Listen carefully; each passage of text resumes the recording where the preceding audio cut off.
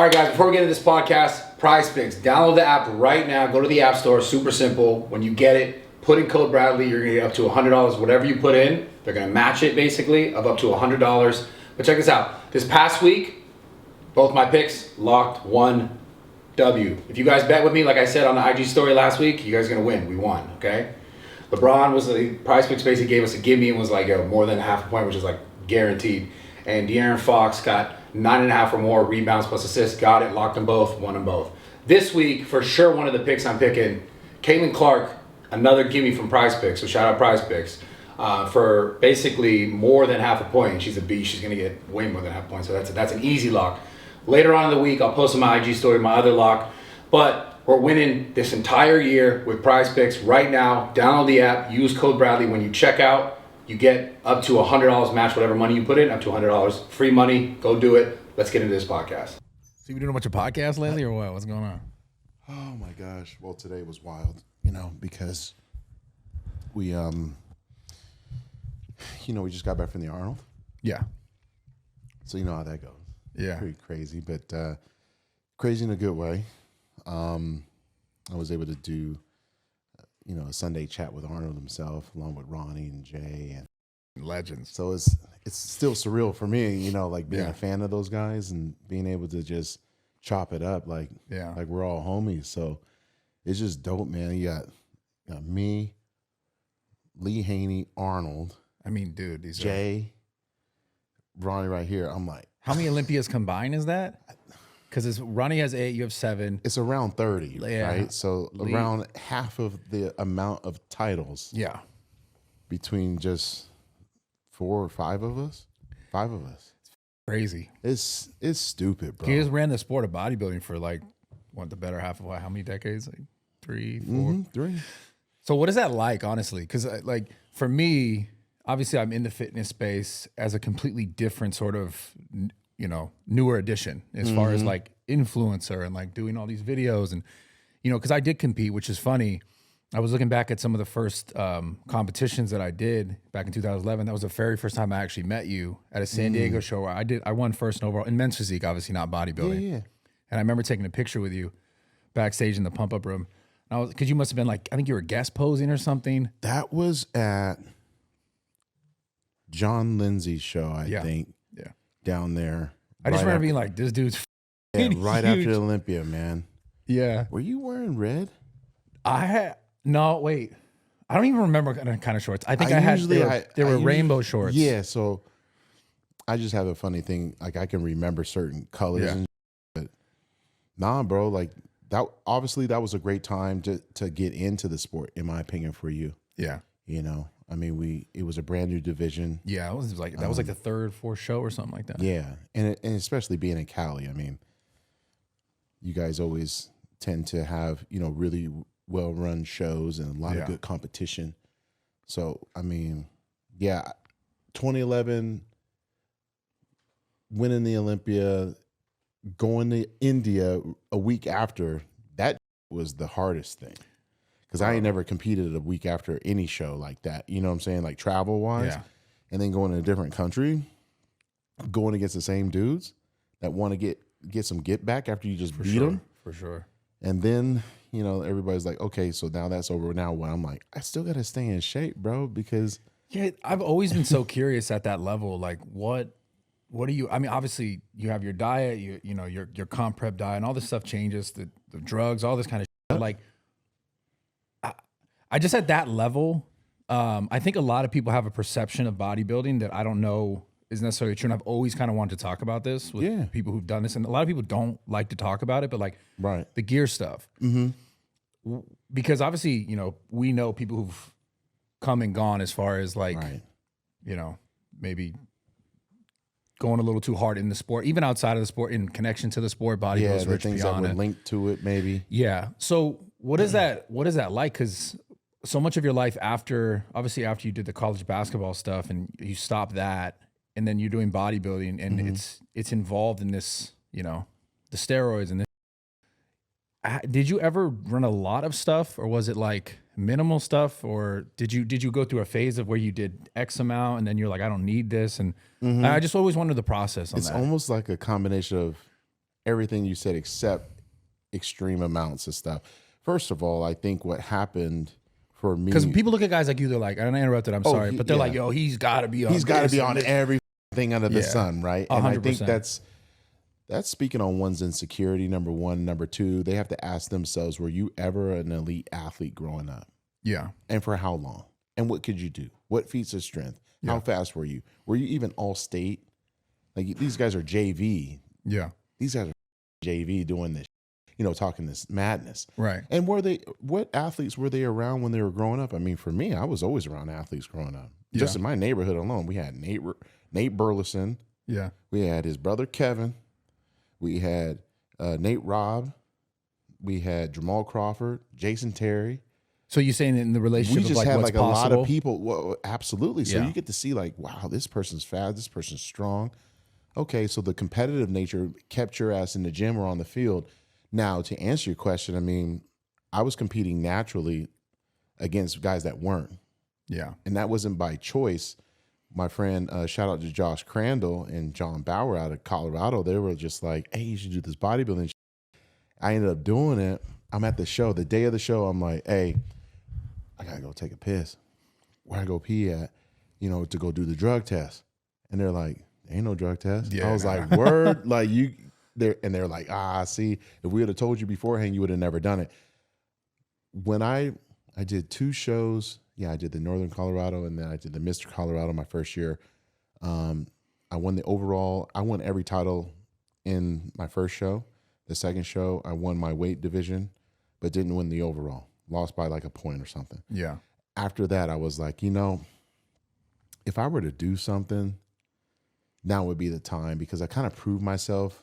Yeah. I kind of seen like what's out there as far as like, top level physiques, at least on the local amateur level. Yeah. And I was already beating guys that were taking stuff. So I started off with just a little bit of test. And it was. What's a little bit of test? When I say a little bit of test, that means 1 cc a week of test. Like Yeah. when I say a little bit, that was 1 cc a deca a week. Yeah. That was a cycle. Yeah. And it worked. It's interesting because I've seen photos of you playing college basketball. I think you had these like crazy calves. And you just had crazy. There's always genetic outliers, just period, where people are. I mean, like Ronnie Coleman, from what I understood before he ever got on, also just looked like a freak bodybuilder already. Bro, he played football jacked, and I know that for a fact because he went to Grambling, right? Yeah. So I had family that played there too, that went there as well. And so background on my family is we're all from the Deep South. My mom's from Zachary, Louisiana. My dad was from Dallas, Fort Worth. All my family either went to Southern or Grambling, and they would tell me about Ronnie, and I'm like, was he really jacked like that? They're like, bro, like he was huge. Guy just got the lottery on genetics. You too, though. Just got. I mean, we found our calling basically because Ronnie he wasn't playing on Sundays. He wasn't playing on Sundays in the NFL, but God had a better purpose for him, and thank God it did happen that way because we would have never seen the feats of strength. God. Ronnie Coleman is definitely an anomaly because we have never seen someone. I mean, you're strong as, and I got to shout you out on that. There's shit. People have asked me like, you train like, I was like, fuck no, I ain't doing lifting girls and dumbbells. I was like, nah, but I'll look like it. But Ronnie could do both. Yeah, I remember and he was one of the first people I saw where I was like, whoa, I want to be like this. That's when I really got into bodybuilding. Yeah, he's just, it's wild what the body can do, right? And the motivation and all that. But as far as the gear stuff, I mean, I always kept it minimal because I was already beating guys that were taking stuff like a lot. When I say a lot, we're talking about a couple grams of test a week. And I've a couple grams, a couple, bro. But let's keep it real. Like there's a lot of dudes, man, that if they were to be hit with a lie detector, they're like, oh yeah, I run that right now. I think the problem was that when people were able to get all different types of stuff, it's like, okay, you could pick any car. You're not going to just pick one. You're going to pick 10. Yeah. So with the gear, I think what happened, at least for me, was did I have access? Yes. But then I was more just like in a way, I wouldn't call myself a savant, but I was like, well, what does Winnie do? What does Primo do? What does this do? What does that? I don't need all of it at once. Like, I need to understand what's its main purpose. Yeah.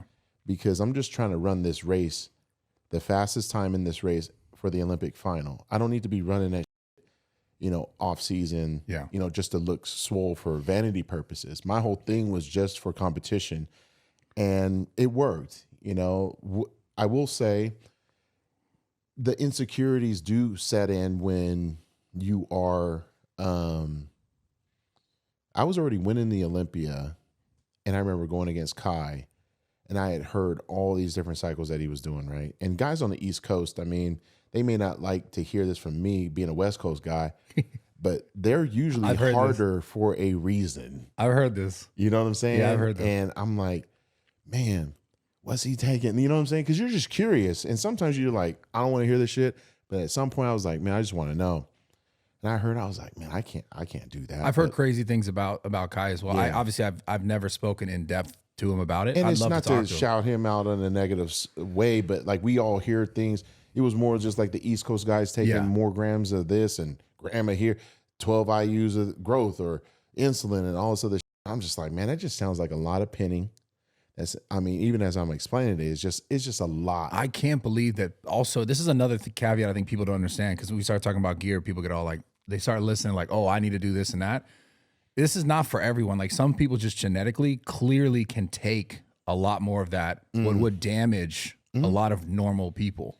Oh, 100%. If it was easy, everybody'd be good. At the end of the day, I mean, we see the barrier of entry going into a gym, bringing their tripod, and they can train. But then you see the other person do the same thing, and now they're running a real stack.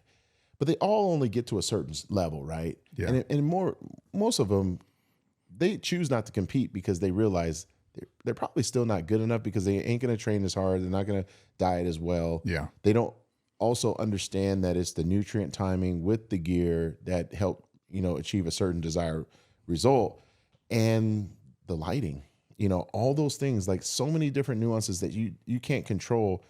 You have to know how to deal with. And, for me, I was very fortunate because I got to see, man, now I think about it, I'm glad we're talking about this.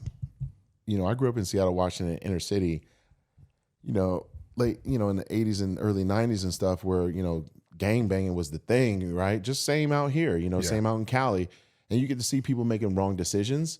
Well, I got to see people make bad decisions with that, and I get to see bad decisions be made with just regular drugs and steroids. Yeah. So it made me be hesitant on just saying, well, I'm just going to take everything. In fact, I've said it before. Someone want to throw me some money, we do the lie detector. I did the 2007 Arnold Classic. And then I placed fifth. And I remember looking at my coach, and he was like, well, if you can get another off season, we can try some growth. And I was like, what's that? Yeah. And This in 2007? Okay. this was literally, what's the year? 17 years. God. I know. It's tripped me out too, man. Fuck, dude. I know. Time's crazy. I'm old now. So my wife's going to hate it when she hears me say that. She's like, stop saying how old You're you are. not old, but you've done this for a it's lot like, longer than, yeah. you know. So, I said, okay, that off season, just a couple IUs twice a day. I went from off season of like 250 to 270, and it was like ripped. I'm already round. Yeah. So now I just look more cartoonish. Yeah. And it helped, you know. And if you look at the pictures from 2007 Arnold Classic and then 2008 Arnold Classic, it's a clear difference. But the point I'm making is, especially to the young adults that are, listening, watching, is that imagine giving yourself this much time to actually make that jump. We really got to talk about this, because I think if we talk about this, it's important. We also say most kids nowadays, because it's like almost like a joke on the internet to joke about like trend and test and all this stuff. It's become this like, I had a kid come up to me once at my gym and say, yo, I want to get on a cycle. I'm like, oh, of what? And he's like, I want to get on trend. And these are his words exactly. At my new gym. His first cycle. Not only his first cycle, I said, okay, how long have you been training for? A little over a year. Wow. And I'm just like, so I say, well, why do you want to do it? And and this is a crazy thing, but it makes sense. Oh, social media. Like, I think that I can get sponsors. And so you have this whole new draw of like why people would do things where they're not actually competing in the sport of bodybuilding, which you don't have to, right? Because you could still get a lot out of social media. But the thing that I always found interesting was before I ever did anything, I spent years in the gym. Right. Like years in the gym. Yeah, you and like I learned all the details of like, you know, obviously I'm still learning. We continue to learn, but I learned like, okay, am I drinking enough water? Am I getting enough sleep? Am I eating enough? Am I timing my meals around my workouts? You're literally more focused on your macros and making sure you're doing that consistently before you start adding in different compounds, which if you're this kid, you don't know if it's made out of the bathtub. Yeah. Or, man, bro. That's why I waited for a long time. I'm glad I'm having this convo with you. I waited for such a long time to talk about this stuff because like I never felt good speaking about it because there was never really a place to kind of share this stuff without saying like, hey, there's also these really great companies like Transcend. I know you work with them, and I started recently working with them. Yes. That you could actually go to and get so much value and do things the right way, because that's the scariest thing. That I can't tell a kid, yo, bro, don't ever do this, knowing where I've been. Right. Yeah. But like I could say, hey, like be safe, get your blood work done. Like before you ever do it, at the very least, you got to know what's going on with your body. 100%. I mean, going into that, look, I didn't get blood work done my first cycle. It wasn't until right before I turned pro where I was like, you know what, I need to know what that's telling me. Yeah. And that was because a friend of mine wasn't well. And I was at least, and you know, I turned pro without Hani. Yeah. I didn't even have a coach. But when I started working with him, he made it mandatory, which I was like, thank God. Like, at least I know this person cares about my health, right? Yeah. And having those markers or you know, making sense out of that, all the endocrinology makes sense. And then, you know, post shows and whatnot, working with Transcend, post career, I should say, it's made a amazing difference in my overall well being. But I've told staff, I've told the owner Ernie, I said, man, where the hell were you 10 years ago? I was gonna say, because man, if I would have been there, like you think it would have lengthened your career? I think it would have. Well, for me, no, because a lot of things came into play, right? You know, I had the hernias and all that stuff, so I still would have probably had that. I wanted you to get 8 so bad, dude. Shit, so you, because that's like. Well, I appreciate you for saying that. Because that was like that's the number, dude. You know, man. That was It's a number that haunts me. I bet it's a number that haunts me in a good way now. Back then, like even a year ago, it haunted me in a bad way.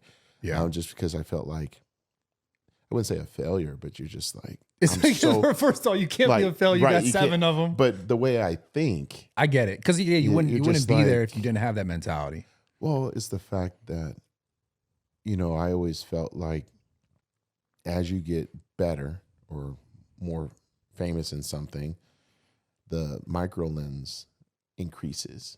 So like no one, if you notice online, and man, we're jumping around, but I hope everybody can keep up because I know you get it.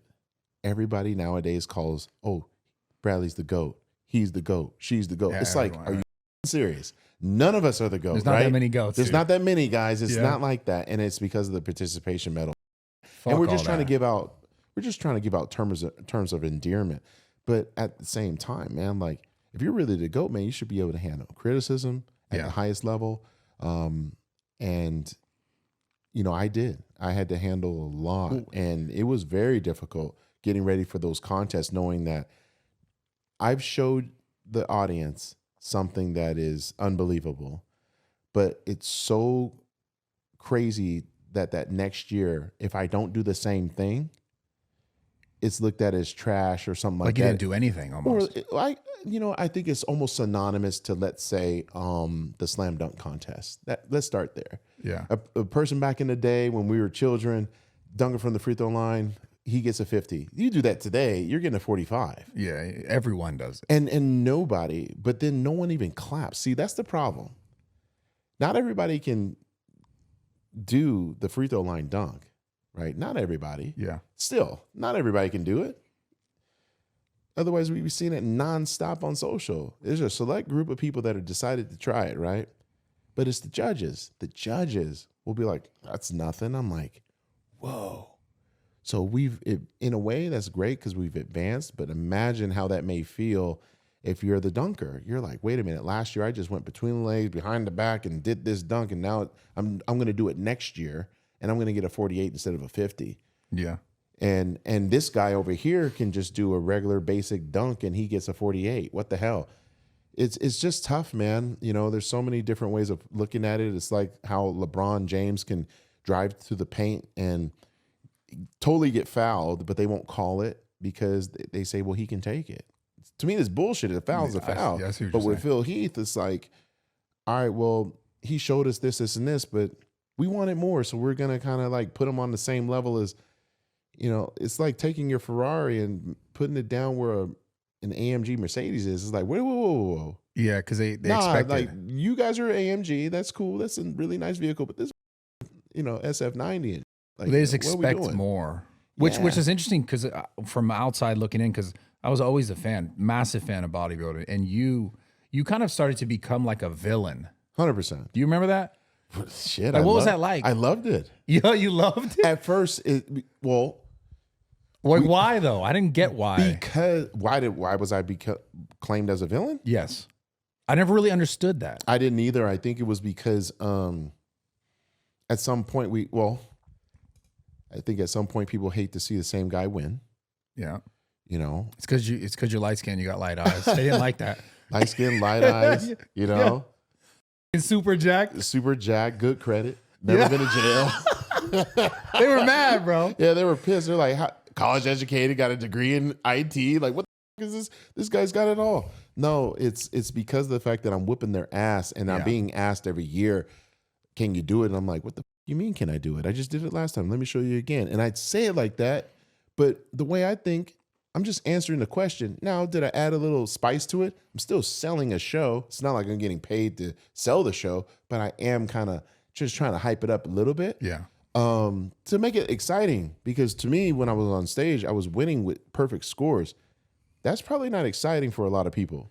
Yeah. But I think it was around the time after Generation Iron came out with their documentary, people started to get like very chippy about like everything. Like Kai Green would say, oh, he's the gift. He's got nothing but gifts. And this is how he is. And I'm struggling and he's not. And a lot of fans fell for the trick. They fell for the okie doke. They fell for the fact that they thought he was, now once before, rags to riches, right? But not in that present time, right? And they just respected the underdog. So instead of me bitching about it or stay, because I bitched about it for a little bit, I was like, man, do these guys not understand? Do these fans not get it? And I was like, Phil, like this is, people watch WWE and they follow along like this drama. So just let them follow the drama. And what year was this as well? 2013. Because the movie was filmed in 2012 and it was featured the day after I won my third Sandow. And I watched the film with fans and they didn't know I was there. And Bob Ciccarello was hosting and he said, hey, everybody, Phil Heath here. And people were like clapping. And I think they were like, oh, what did he see? So I was like, hey, did you guys like the movie? They're like, yes. And I just cut to the chase. I was like, which one of y'all thought I was a complete? Yeah, I thought, I was like, damn, it's like that. But did they paint you that way on purpose in the? Oh, for sure they did. I think every director and producer has an agenda and an intention. Yeah. Everything couldn't just be jolly-go-lucky thing. It just couldn't be that way. I don't think it would have been entertaining. I think they probably figured, well, the easiest, the lowest hanging fruit is to do this, to create strife and this, that, and let's do that. And you know what? I'm glad they did in the end. Like now I'm sitting almost 10 years removed from it. I'm glad they did because it did spark that fire in me. It did let me understand that people can have different intentions. And instead of making a documentary, they made a docudrama that painted you in a bad light. But I was willing to change it up, and I said, well, they're going to treat me like now, or at least look at me like some villain, why don't I just be the villain and see what that happens? See how that works. I've seen it happen in wrestling. Yeah. Let's do it in real life. So it's also around the time that social media really started to like just start to pick up. Yeah. So that was painful because I still was dealing with the bitterness of like the lack of logic. I'm like, how the do you guys not realize that the person who you think is broke is a joke and he's a bum and this and that, literally just placed second at the Olympia, literally just won 2 Arnold Classics, and he's sponsored by Weider, he's sponsored by Muscle Meds at the time, he's traveling around the world, and you think he's broke? Like, it's a good story. So for me, I was just dealing with that part. Like, how can you guys not see this? Were you getting hate comments like? Oh, I was getting that pretty hard. So again, I took it in stride. I was like, you know what?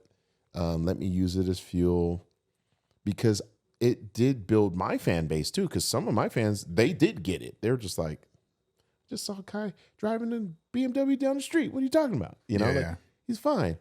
Some people are going to ride with the champ. Some people are going to ride with the underdog. Some people just want to ride with both and see what happens. Yeah. I was very fortunate again to have a nemesis like Kai to push me in that regard, and I know I pushed him. I was also trying to make money out of it because I saw an opening. I was like, wait a minute. Yeah. How about instead of the gift, which was my nickname at the time, changing it into something else, like anti-hero, whatever. I just call myself the dream killer. I was like, I remember that. I remember all that stuff. You remember that shit? Yeah. Like, and that put me on an island, because I remember being on tour and stuff like that.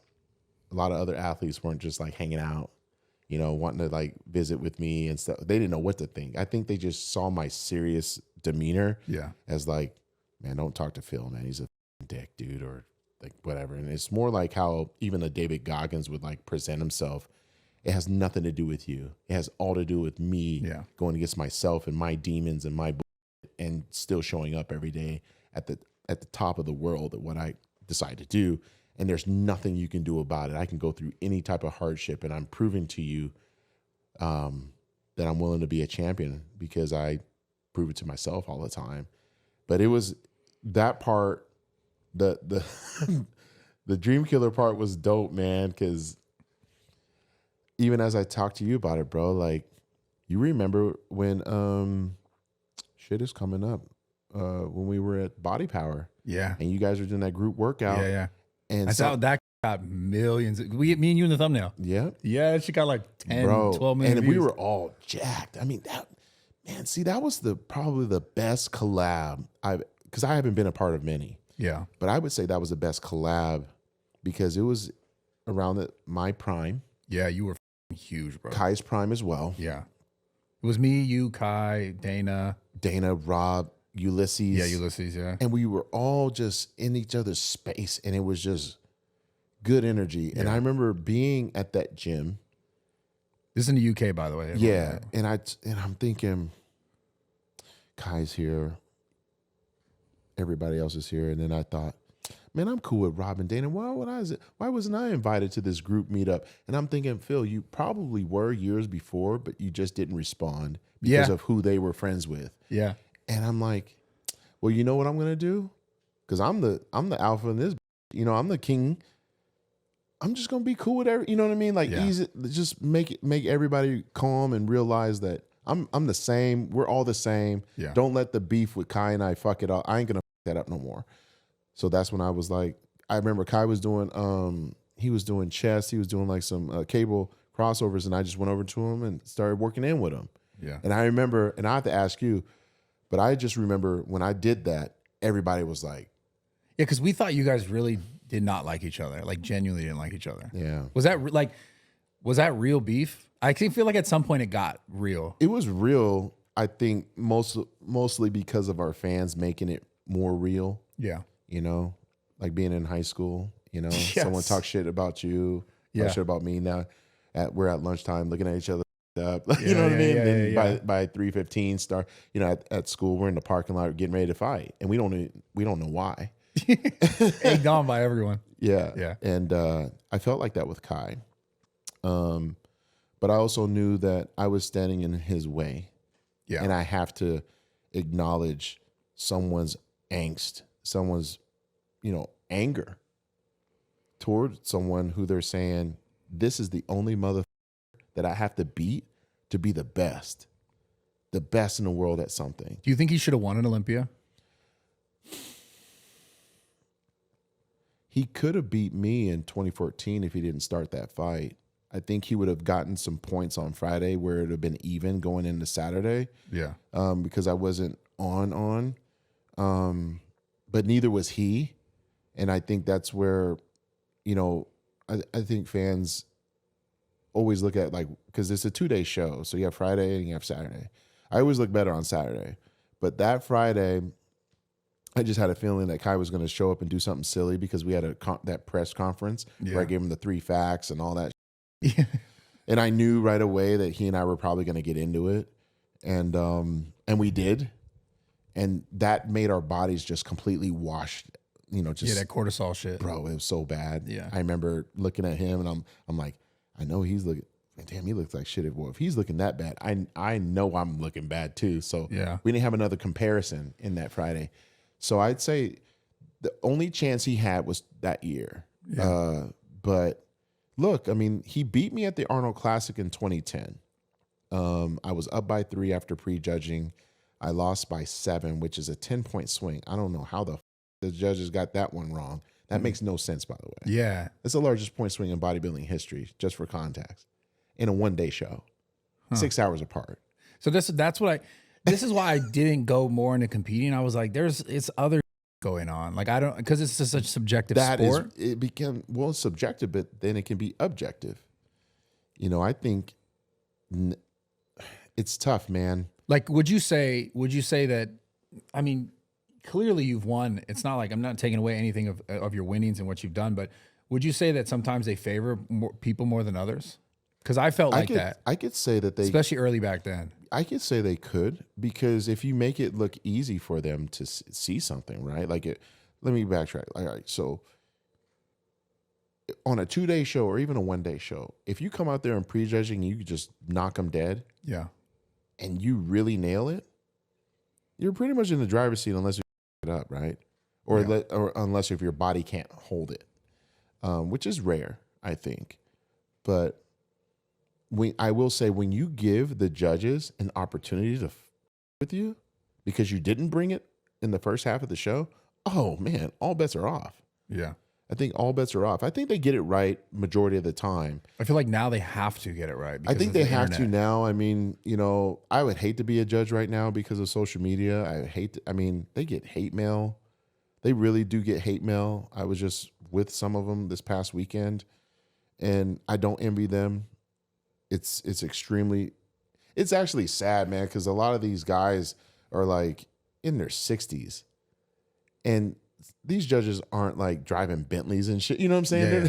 They're just doing it for the love of it, right? Yeah. And yeah, they've made a business out of it by promoting shows, but to sit there and judge, they're not getting paid what people think, Right. And to take that type of abuse, nor should they, even if they're getting paid $1 million, I mean, they get called some really, because they've seen it.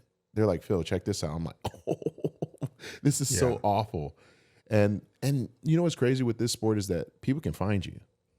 Yeah. They can show up at the gym. Especially with the internet now. They could really, I mean, you can't really you can't just go up to the Lakers facility and wait outside for, you just can't. Like, they got security and stuff. Like, you get your ass kicked, but like out here, like, no, they'll find you at your gym, your store, whatever. So, but I will say the judges, I tell competitors this, I will never leave it close.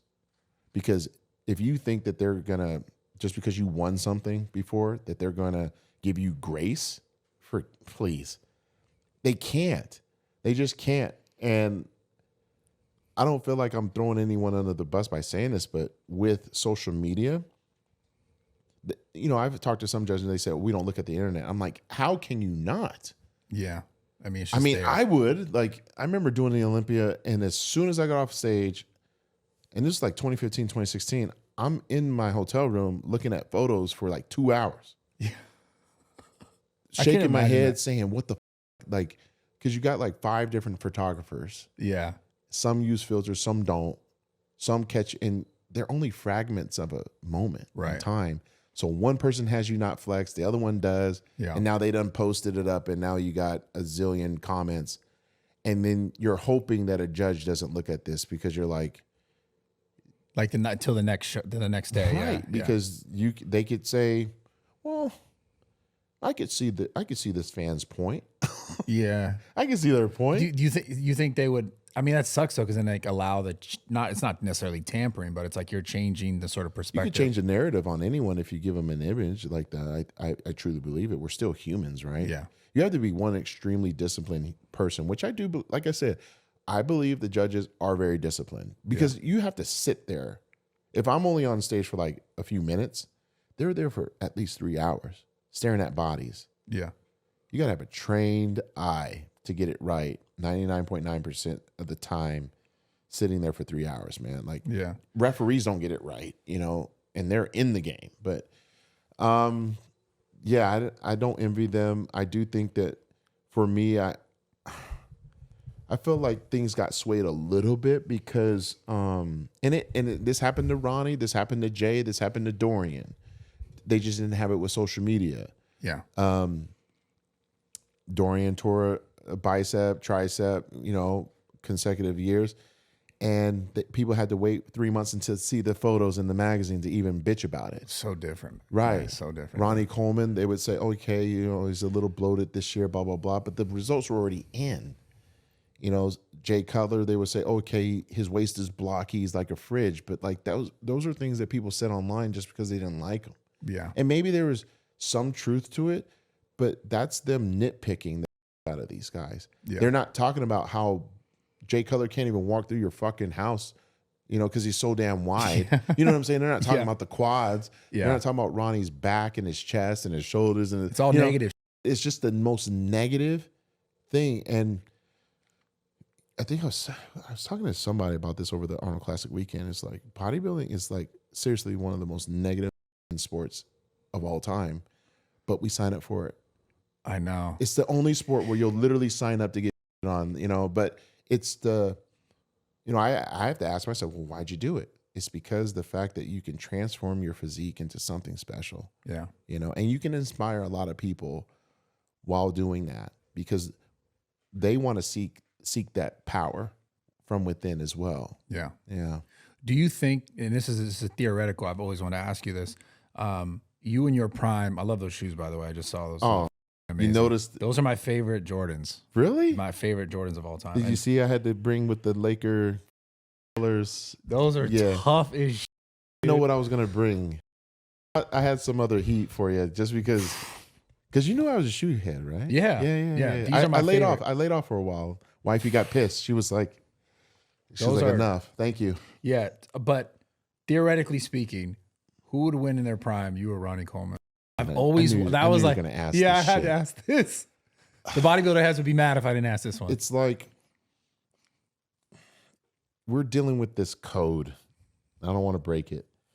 I feel like we have to go who was the best in our era. Of course, I was. Ronnie was. Yeah. But I will say there has to be, so you got to line up all of the wins. And this is how I think about it. So I was talking to Hani about it one day because, he was in Ronnie's camp. So I said, when he was working with Chad. Right. So I said, okay, imagine if we put the pictures of us both and we get to choose our prime. We get like, let's say 5. Isn't it tough though too? Because it's so different in person. Of course it is. This is we'll never be able to see it. Yeah. But I mean, of course, people are going to go with 98 Olympia, 99 Olympia, 01 Arnold, 03 Olympia. I think that's 4. I think 4 is enough for Ronnie, like those different physiques. Yeah. I got to throw in 2011, Mr. Olympia. I got to throw in, to be honest, I'll throw in 2012. I'll throw in 2013 Mr. Olympia. I'll throw in 2016 Olympia. And I'll even go as far as throwing number 2017 Olympia. So you take all of those, and we'll give like Ronnie, let's say like 04, maybe 05, because he was like ripped. Like I was there. So you got those 5 cards. I got these 5 cards, and we just battle it out. Bro, I think I'm gonna win one. Yeah. I don't know which one, but you know what I'm saying? Yeah. So I think when people put, and it depends on how we're looking at it. It's like, you know, they'll tell me like, hey, you were missing this or this. But I'm like, but the standards back then, they didn't even think about that. So I would have dominated back then. Yeah. There's also something we got to talk about is the transition of bodybuilding. We'll talk about, I still want to hear your answer. But yeah, no, it's, trust me, it's hard. And I'm a fan of Ronnie's. Yeah. You know what I'm saying? So I don't feel like the most I ever competed at was 248. This man competed around 300. So it's just, but then I had to tell myself, I'm like, Phil, but you beat guys like Ramy who are 300 too. Yeah. You know, so don't like shit on yourself just because you love Ronnie so much. But I would never just look Ronnie in the eye and be like, you know, I could you up, right? You know what I'm saying? Like that's just stupid. Like that's just messed up. What I will say is that I have created a legacy that Ronnie respects, and that he didn't even say this to me, but I've seen it in interviews when people ask him, like, what do you think of like today's bodybuilder? He's like, you know, he kind of like chuckles a little bit, like, I would have been all right. I would have whooped them. They say, what about Phill? He goes, oh, he would have been right there. Yeah. See, so I'm good with that. Yeah, I feel like that's true. That when I've heard that on multiple occasions, hearing that is like getting the nod from your idol. You know, like that's like, you know, we all know that the late Kobe Bryant got the nod from MJ. Yeah. Has LeBron got the nod yet? Maybe. You know what I'm saying? So like you're wondering, you know, but when you know you can get that nod, you know you're like right there as like, if he's the GOAT, maybe I'm like the Billy GOAT, like the little GOAT. You know what I mean? Yeah. Dude, I love it, man. So what's your relationship like with Jay? Because I think you guys have a good relationship. We have a really good relationship. It's obviously different now because we're not competing against each other, nor competing at all. So I love Jay, by the way. Jay's the man, dude. Solid as man. I mean, like Jay was the guest poser at my first show, and I've known him. Gosh, I mean, a very long time, obviously. So I've known him 21 years coming up. What I admire about Jay is his ability to be more than just a bodybuilder. Yeah. I mean, he just received a Lifetime Achievement Award at the Arnold Classic. And I think as much as we admire him as a bodybuilder, I don't think we all just talk about his competing days because he was losing to Coleman a lot. Yeah. We talk about him just as a person who never gave up. We talk about a person who has, you know, his work ethic and his inner competitive spirit rivals. He's second to none, like in our sport. Yeah. I mean, and just the way he was brought up, like he was always working. We know him as the working class man, not just bodybuilder. I mean, the guy works, and he works now. Like he's got his setup. He's traveling the world. He's doing the appearances. You know, he makes great money, but like he earns nonstop, and he's always here trying to give value to other people. And I don't think a lot of people know this, but Jay has helped many of us get guest posings, get contracts, or at least put us in position to do those things. Meaning, he may not say, hey, bro, I got you a deal with such and such. He may talk to that company and see where they're at. And next thing you know, you get a call. Yeah. I think that's freaking dope. Yeah. You know, anyone that I aspire to be like a Jay is a good dude, obviously, because I adopted that philosophy as well. Like once you get to a certain point where you can help another person earn, you do it, right? And I learned that from him firsthand. I mean, he was the first person to ever tell me like, hey, this is what you charge. these are the people that you got to like make sure you take care of, like you grandfather them in with your fees and stuff. These guys over here, but I mean, he was putting me on a lot of game. And then just even recently, like, you know, he's always taking care of others.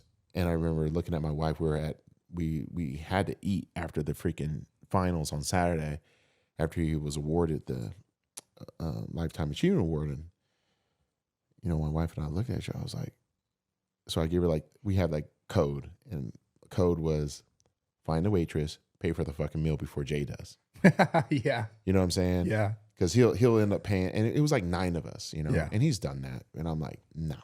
So, you know, we're just hanging out. He and I are just talking this and that. And the next thing you know, I was like, all right, we ready to roll? And he's like, no, we got to pay. I was like, Got his he was ass. like, he was like, come on, man. And I go, are you seriously gonna like not accept someone buying you dinner on the night you just received this award from Arnold? Are you out of your mind? But that's the type of guy he is. Yeah, he's that guy. You know, he just is a giver, and I can't say enough about him. Yeah. Yeah. What's your perspective on the way bodybuilding's changed and is changing? I feel like they moved away from like just being big. Obviously, it was never just being big. It was aesthetic, it was conditioning, all this stuff. But I feel like with the popularity and the rise of classic physique, Yes. Bumstead and these people in this category, it seems like a lot of, I mean, the numbers speak for themselves. I had Pat Bev on. I was talking to him about C-Bum, and you know the kind of following, the kind of like engagement with someone like Chris. Yep. I think is really starting to change the direction of just bodybuilding as a whole. And I remember there was those sort of moments when Arnold was even making sort of seemed like slights at like the bigger stomachs and like the bigger physiques. Yeah. What's your take on that movement? I think it was a smart move by them, including that division. I had seen it already come into fruition in the UK years before we fully adopted it. Yeah. With the height and weight categories and stuff. Yeah. So it was no surprise, right? I find our federation being one of inclusion. So like when you have men's physique with the board shorts, now you got classic. But with classic, especially with Chris, I mean, we always say, you know, I'm one of one, you're one of one, everybody else is the same. Chris is definitely one of one. I think it's impressive what he's been able to do, his body of work, along with the other, you know, champions, other competitors. Yeah. I think also because of it being so new and it not being so based on like your size, it's just a different taste, you know, like you got a taste for men's physique, you got a taste for this, you got a taste for open. And in fact, you're right. Open guys, you know, ended up having disproportionate physiques. Yeah. And it got out of hand. Where do you think that really started? You know, I think it went in waves, man. I mean, it's interesting because Ronnie at one point would have been disproportionate, but like he introduced like the mass monster. I think Dorian Yates, man, I blame him. That's so funny. I blame Dorian, dude. Because no, here's the thing. Okay, you had Lee Haney, who phenomenal, right? That seemed like more of a classic physique, too. Right? Yeah, straight up. But then who could compete with that? Yeah, no one. So he was going to get some shorter guys, right? You know, the Rich Gasparis and Lee Labradas and stuff. They're the ones that can have like the striated glutes and stuff. You know, a lot easier. Yeah. You know, a bigger guy to get that. That's pretty hard.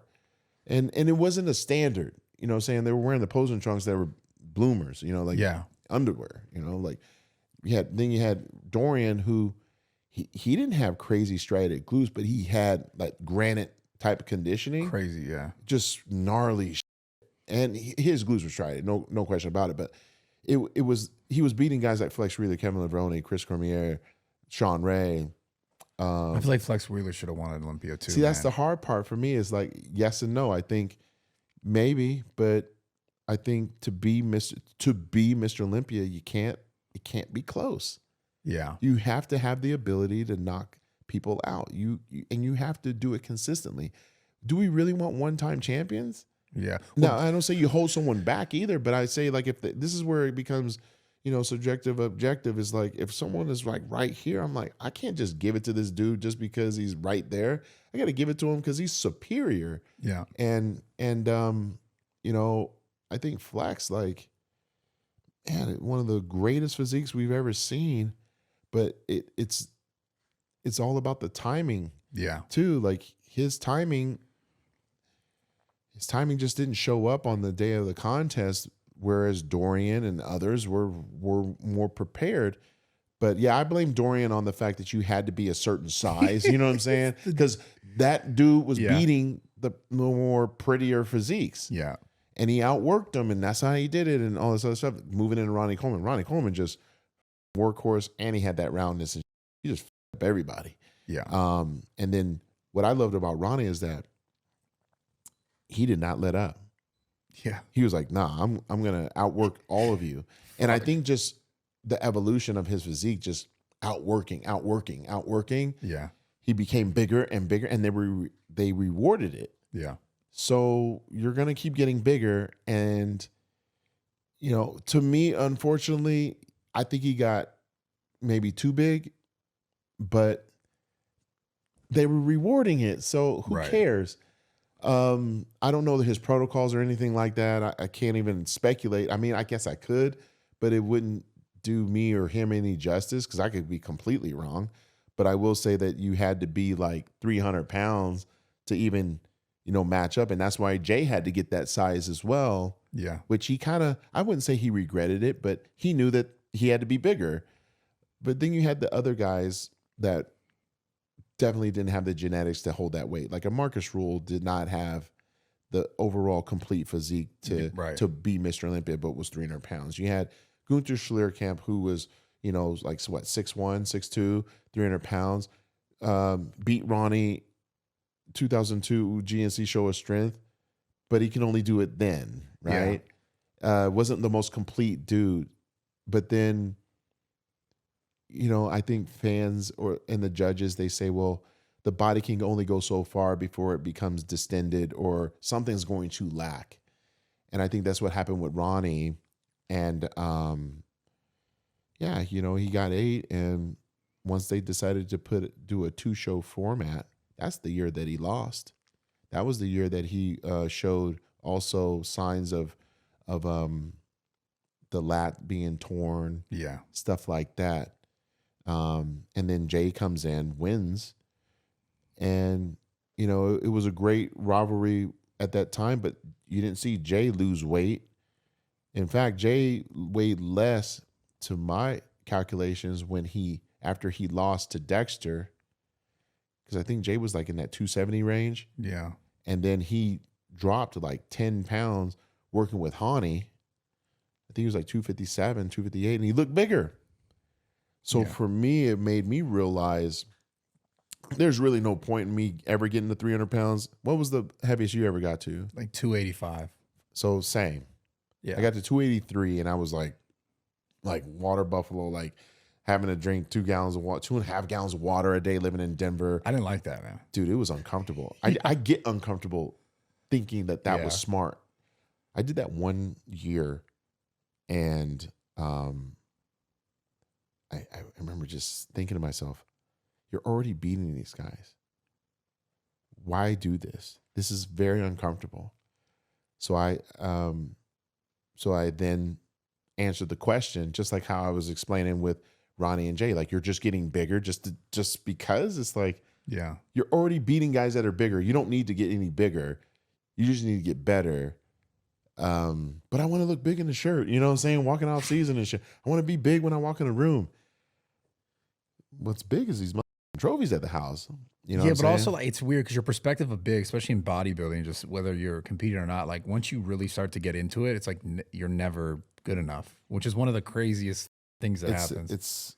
I wouldn't say it's psychotic, but yeah, it's insane because you're always critiquing the out of yourself. I mean, you take your shirt off and you're still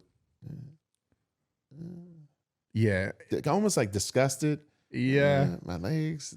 It's, I think, because you get to that when you have your like peak condition for you, like obviously stepping on stage and then seeing everything else, you're like, this is not. I mean, did you ever at any point? I felt like this was really interesting to me because I was blowing up on social media and you were Mr. Olympia. And I was thinking to myself, I was like, and now I barely post just because I'm do so much other stuff, other content. And I should start posting more on Instagram. It's something I got to work on. But I remember thinking about you and being like, why does this not post like all the time? He's just fucking, I know he looks insane, even if it's not peak. Right. And I remember literally wondering that on social media, being like, this dude barely posts. Yeah. And you were like, you were the guy, and you were just like, I was like, why does he not do this? Was there a reason? Was it because of the? Oh man, this is like 2017. Oh yeah, I mean throughout my entire career, Yeah. I've always been private with that stuff. And number one, it was because I signed an exclusive deal with the Weeder Publications back in 2005, and when social media came in, it wasn't that it was looked down upon, but I was kind of getting a nudge here and there, like, hey, save some of this because if you post this stuff, these folks may not buy tickets. Ah, shit. Because you're really ahead. Like when we're off camera, I can show you, like, I have every picture on my freaking phone. Every one of them. And I've shared like some, like just in person. I don't send them to anyone. I've treated it like my holy grail, like what it's intended for. I did that because a couple things. Number one, when you're coming up in the sport and you see in these magazines, you would see like never before seen pictures of Schwarzenegger, right? Yeah. And I'm like, well, that means I need to hoard some for myself because I was already working with Weeder. So they got a ton of me already that they can use and still recirculate and make money off of. What do I own? So if I go ahead and throw this shit on social media, now it's everybody's. But you didn't think that you could get, I mean, you'd get more traction, more followers, more fans. I was making 7 figures. I didn't give a fuck, dude. Like, what do I care? You know what I'm saying? Like, yeah. I was like, they have to do that just to stay relevant. As far as competitors, people that don't compete, you got to do what you got to do. Right. For competitors, you're just like, hey, look at me. Look at me. I'm like, yeah, look at you. Look at you. Get the hype train. And that's when I would do the video. Y'all don't think I'm in this gym kicking my own ass? You guys are gonna have hell to pay. Because I feel like you would just disappear. It was funny. Yeah, I'd go. I'd go 0 dark 30, bro. 4 weeks out, wouldn't do shit, and just train. And I always imagined it, and I said it on a few videos. I'd be like, I'm the guy that you're my child, and you just acted like a complete idiot. And wife would be like, wait till your dad get home. And that's how I thought about shit, bro. That was your mentality. That's what I was like. I'm about to whoop all they. Like, what'd you do? Like, oh, you were running your mouth? Yeah. I used to just say this crazy to myself because I'm like, because they are. Everybody in their camp is saying like, because you see it. Come on, bro. You see how some of these guys operate. The guys that walk in the gym with a full-on entourage. You got all these people that are followers telling them how great they are. And I'm thinking, but they're losing. So you're just trying to be with the clique. You're just trying to like hang out with somebody. You really think he looks that good? Well, I'm going to prove to you that he only looks that good. And they just hated it. So I enjoyed it. I enjoyed kicking the shit out of them. I enjoyed crushing their dreams. I enjoyed all of it. But at the same time, I enjoyed, being able to keep some of that, keep all of it to myself. In fact, I was sitting down with Danny Garcia. Yeah. And she said, because I was asking her so many questions about Dwayne. I was like, how do you guys methodically, like you guys are just so incredible, like with your storytelling and how everything is with great intention and stuff. She was like, yeah. Everything that we post has to mean something, just like everything you post has to mean something. But the difference is that, see, people would see and love Dwayne because they would see him 3 nights a week. People can only see Phil Heath 2 times a year, 2 days out of the year. So you have to learn to give them something throughout, just like a little bit of something. Yeah. It could be a little bit of something. And I was like, I wish you were managing me back then. I would have handled things a lot different. It may not have been me lifting. It would have just been me just chilling or something like that. And then people would say, do you see you can see like his veins in his fingers. Yeah. You know what I'm saying? His triceps look smaller, like he's looking bigger. big or whatever. But I just was like, no, I'm not showing you anything. And what she had shared with me, she was like, my observation is that you probably piss people off because you weren't sharing and everybody else is. See, everybody else is sharing their stuff, but they really want to see you. You're coming off, not that you are, but you're doing this like, well, you ain't good enough to see this. It's like, I'm like, no, like I want you guys to see it, but I don't, maybe it's my insecurity. Maybe it's the fact that I've been kind of put under contract. Maybe it's because of the fact that, if I show you a picture of me 3 weeks out and I don't look the same, if not a little bit better on stage, it's going to f me. I see. And that has happened because I see the comments even this past weekend. People are like, why didn't he look like that, you know, the day of the show? And I'm thinking, because you guys, he just got done training and he's, you know, he's got the pre-workouts, he's got the gear, he's got everything else in him. And he ain't going to hold that for more than 3 more minutes. You know what I'm saying? That pump, yeah. That pump and that perfect lighting, that perfect everything. That's not how it is on stage. And if the casual observer, even if they bench 500 pounds and they look big on their YouTube, if they would just throw some of that bronzer on and go up on a bodybuilding stage, they would shut the fuck up right away because they realize like how much goes into it. Yeah. It's very, very difficult. So I just didn't want to give people that opportunity. And I thought like, okay, well, when I'm ready, I'll really be relevant because I have thousands of pictures that no one's ever seen. I have every week of every prep I've done. That's pretty cool. On hard drive. I want to see that shit. Yeah, it's sick, dude. I want to get like, you know, like a wall that has like all of the pictures. Oh, sorry. All of the pictures into it that create an image. Like a mosaic. Yeah, mosaic. Yeah, exactly. Yeah. So it's exciting, man. I mean, I have to show you my first bodybuilding selfie. You gotta show me off camera. So I'm a geek with this shit. Cause I'm like, man, I should make like a freaking NFT or some shit on stuff like this because it is like no one's ever seen this. But if I would have just posted out of insecurity, or if I just posted it thinking like, oh yeah, this would be good, you know, because I'm just sitting around, I'm just trying to create some more traction on my algorithm. Now everybody has it. Yeah. Now I can't make anything from it. But there's a benefit to that too, though. Like I feel like you could have. There's a balance of it. Yeah. No, I'm raising both hands saying, if there would have, and that's probably where I could have had friends like you, you know, social media manager that says, hey, Phil, like, show me what you have. Oh, you have this? You realize what we could do on the data? You could still start doing it. Too. Correct. So true that. Speaking about Danny Garcia and The Rock, do you think The Rock takes steroids? I have no idea because if I look at him, it's a good answer. I have no idea. Because we don't gotta be. Dude. No, dude. Here he's. I love The Rock. I don't want to slam DJ on this, but like he's not as big as people. Like I've seen. You get what I'm saying? I get it. He's 6'5", like 6'5", bro, like 6'5". How much you think you weigh? I think he's. Well, I think it's his biggest when he was like 260. That's achievable. Yeah. That's what I'm saying. It's like people make it seem like this guy's like 300 pounds. Like even 300 pounds and ripped, I'd be like, come on, man. Yeah. He's not super round. You know, he's lean. I feel like there was times where he was bigger. When he was younger, but he wasn't cut though. And he's part Samoan, dude. Have you hung out with Samoans? Yeah. Man, I grew up in Seattle. I grew up with Samoans, Tongans.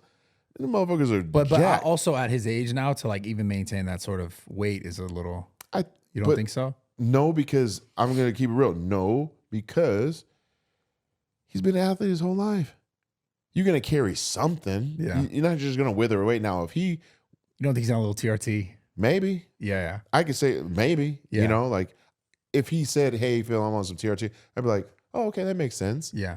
Well, this conversation is important when we're having it, as I think people think of steroids and they just think of bodybuilders at their peak. When there's like also there is like a level of health maintenance that comes with testosterone and TRT. Mm-hmm. So, you know, I think this is a very interesting time we live in because the growing topics, kind of like what we're discussing now, are biohacking. Yeah.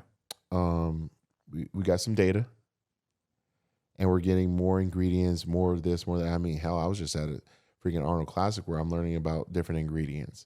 of supplements, you know, that can help with testosterone and stuff like that. And I'm like, huh, you know, different, you know, like ashwagandha and like that. Yeah, And you're like, that's just been around forever though. yeah, but like they haven't tested it to a point where, like, I was just getting some literature that was saying like if you took like grams of this per day, like 5 grams to 6 grams, which is like 10 times of what they're putting in a product, Right. you would have like an increase. But a person's not going to spend maybe X amount of dollars to go do that because they're like, I'll just go buy a bottle of test, Yeah. you know, for instant gratification with definitely some side effects. Yeah. But we definitely live in a amazing time. I mean, what I will say is with the peptide sciences, with the science, I can do TRT and take, you know, just repairing, you know, peptides for like gut, ligaments, tendons and stuff. And now it's like my body is like primed to train so that when I do train, I get big as hell. What sort of? Let me go to the bathroom real quick. I want to continue Yeah. this. We're gonna talk about the peptides. Yep. All right, guys, so check this out. Obviously, I'm sitting here talking with Phil Heath right now about transcend, about testosterone, about blood work, about the importance of it all. If you guys have ever thought, or if you just like want to know what's going on with your body and you want to optimize yourself, whether it's about testosterone or peptides or any of the things that are going to make you better, the key in all this is no matter what you're doing, whether you're thinking about joining the dark side or not, saying that it doesn't matter. It's not my choice. It's not like for me to say yes or no, but it's definitely for me to say, get your blood work done right now. Click the link in the bio. Go to transcendcompany.com/rawtalk. They're going to take care of you, the whole 9 yards. Honestly, the best people I've ever worked with in this business. It's telemedicine, so it's like all over the United States. They can get you wherever you're at. They hook me up. They help me out with all my stuff. I feel incredible. They have like NAD plus that I take, BPC 157 that I take. Another like nootropic one, I forget the name of that, but I love it. I'll get you guys back on next podcast, I'll let you know. But they have everything, A to Z. So I urge you guys, if you've ever thought about it or if you're doing it, whatever, be safe. The most important thing is being safe, right? Because a lot of people talk and they joke about blah, blah, blah, this and that. Do not do these things unless you're aware of what is happening in your body already. And while you're doing it, you need to be very aware of what's happening in your body as well so that you can be as optimal and as healthy as you do it and as you go throughout this journey, right? So transcendcompany.com/rawtalk. Do it right now. Sign up. It's really simple. You just click. You put all your info. They hit you back. Hey, this is what you need to do. They send you the blood work. You just basically go to like a local blood work place, like a Quest Diagnostics or something like that. Show up. Hand them the paper. They take your blood. Maybe a week later, they're going to hit you from the doctor from Transcend and they say, hey, this is what your blood work says. This is what you should do. This is where you're at. What do you want to do? And yeah, it's super simple, super seamless. I recommend everyone does it because even if you're talking about taking testosterone or not, that's irrelevant. Just knowing what's going on inside your body. Like, are you vitamin D deficient? Are you getting enough B12? Like, are these things in your body? Because there's things you could just change if just by knowing it, change yourself entirely. The way you feel, the way you sleep, your sex drive, energy, everything. Transcendcompany.com/rawtalk. Go there right now. Let's get back into this podcast. It's a long one with Phil, but it's a good one. I love you guys. Let's do it. The peptide stuff. Yeah. Because I recently, shout out Transcend, I recently started, because I've heard about BPC 157. Yep. I've heard about this for some time, and I actually tried it from like, a random buddy was like, oh, I can get you this peptide. And I was like, okay, cool, let me try it. Mm-hmm. I tried it, and I didn't notice much from it. Right. Now with Transcend, and obviously I work with them, but I've tried it from them, and I've done it for the last, I want to say, like 5 weeks. Mm-hmm. And I've noticed like crazy results as far as pain. Like reduce inflammation because stuff like that. I've dealt with like a f***ed up shoulder issue for like 9 years. Okay. And like I would have moments where it would feel better because I'm doing like a little more like rehab stuff. I'm working soft tissue stuff. Yep. But it would always kind of just revert back when I just started training hard again. Yeah. And I would say in the last like week or so, or 2 weeks even, I've just been like, wow, I actually start to feel better. And like you said, like your body being primed now, and it's interesting because like you're not quote unquote in your prime. The peptides, what's your take on the effectiveness of it? Have you've tried it? Oh yeah, that was the first peptide I was taking because I was short, thank you. I had I had those 2 hernia surgeries. Yeah. And I was dealing with a lot of inflammation, dude. And I was like, well, what do I do? And they hooked me up, and I'm like, first month, inflammation gone. Second month, I started noticing like less pain, like when I was doing like core exercises and stuff. Yeah.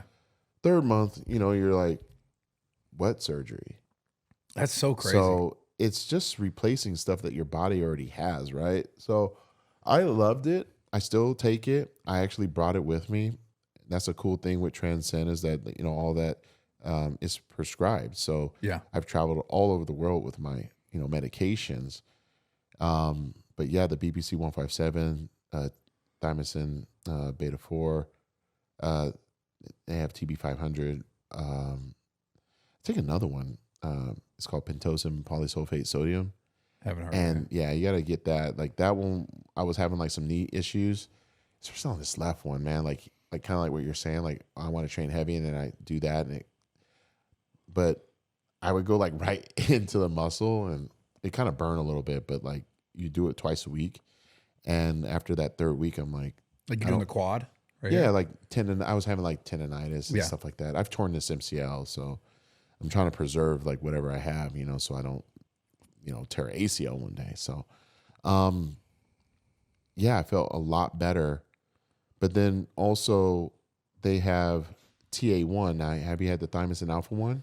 No, It's for immunity. So like, if you look at the track record of TA1, oh my gosh, this was something the government decided to kind of take away during a certain period of time. Great. And then they put it back on the market after they did what they wanted to do with their own, medication. And I take that religiously. I take that twice a week, especially when I'm traveling. What is it good for? Oh, when you talk about keeping your immunity like optimal, that for sure. Like let's say you had a cold and you went to an expo, you so usually this was get during sick. the vid when they took it away. Oh God. It was strategic as on their part, Let's not give them something that they can heal themselves with. Yeah. Well, yeah. Also, Bro, let's not let them go to gyms, which was insane. I really hope at some point like we can all collectively acknowledge the tyranny that occurred. I'm just saying I don't give a I wish. I don't give a who you voted for. Yeah. See, we're getting on another topic, but this is the problem I have with that. See, they don't want to point their finger at the right person because of their distaste for the 45. 100%. Yeah. If anything, they should look at the government for telling you all this other and holding their feet to the fire so they give you an honest answer, which you're not. Yeah. WHO, all the other, like you literally now have like CCP, if you, basically saying we're going to shred every piece of documentation that talks about our fuckery. All you got to do is just research stuff. So anyway, I really hope that people can kind of realize it wasn't really as much conspiracy as you thought. Joe Rogan's talked about it a zillion times, and he was right. You got, Robert Kennedy talking about it. He was right. I'm gonna have him on, by the way. I can't wait. Was that? I'm gonna have him on. I can't wait. No Can't shit. wait. Yeah. Works out. Yeah, he's jacked. Yeah, he gets jacked. Yeah. He was at Gold's Venice. Yeah. Yeah. So I feel like that would be a great way of bringing people together. Be like, you know what? I thought I was right. I was wrong. And here's the best part. Like, But no one likes to be wrong. That's part of this whole thing. and see, that's the ego and the narcissism that I can't stand. All you have to do is say, you know what, man? I took it. I took the jab, this and that.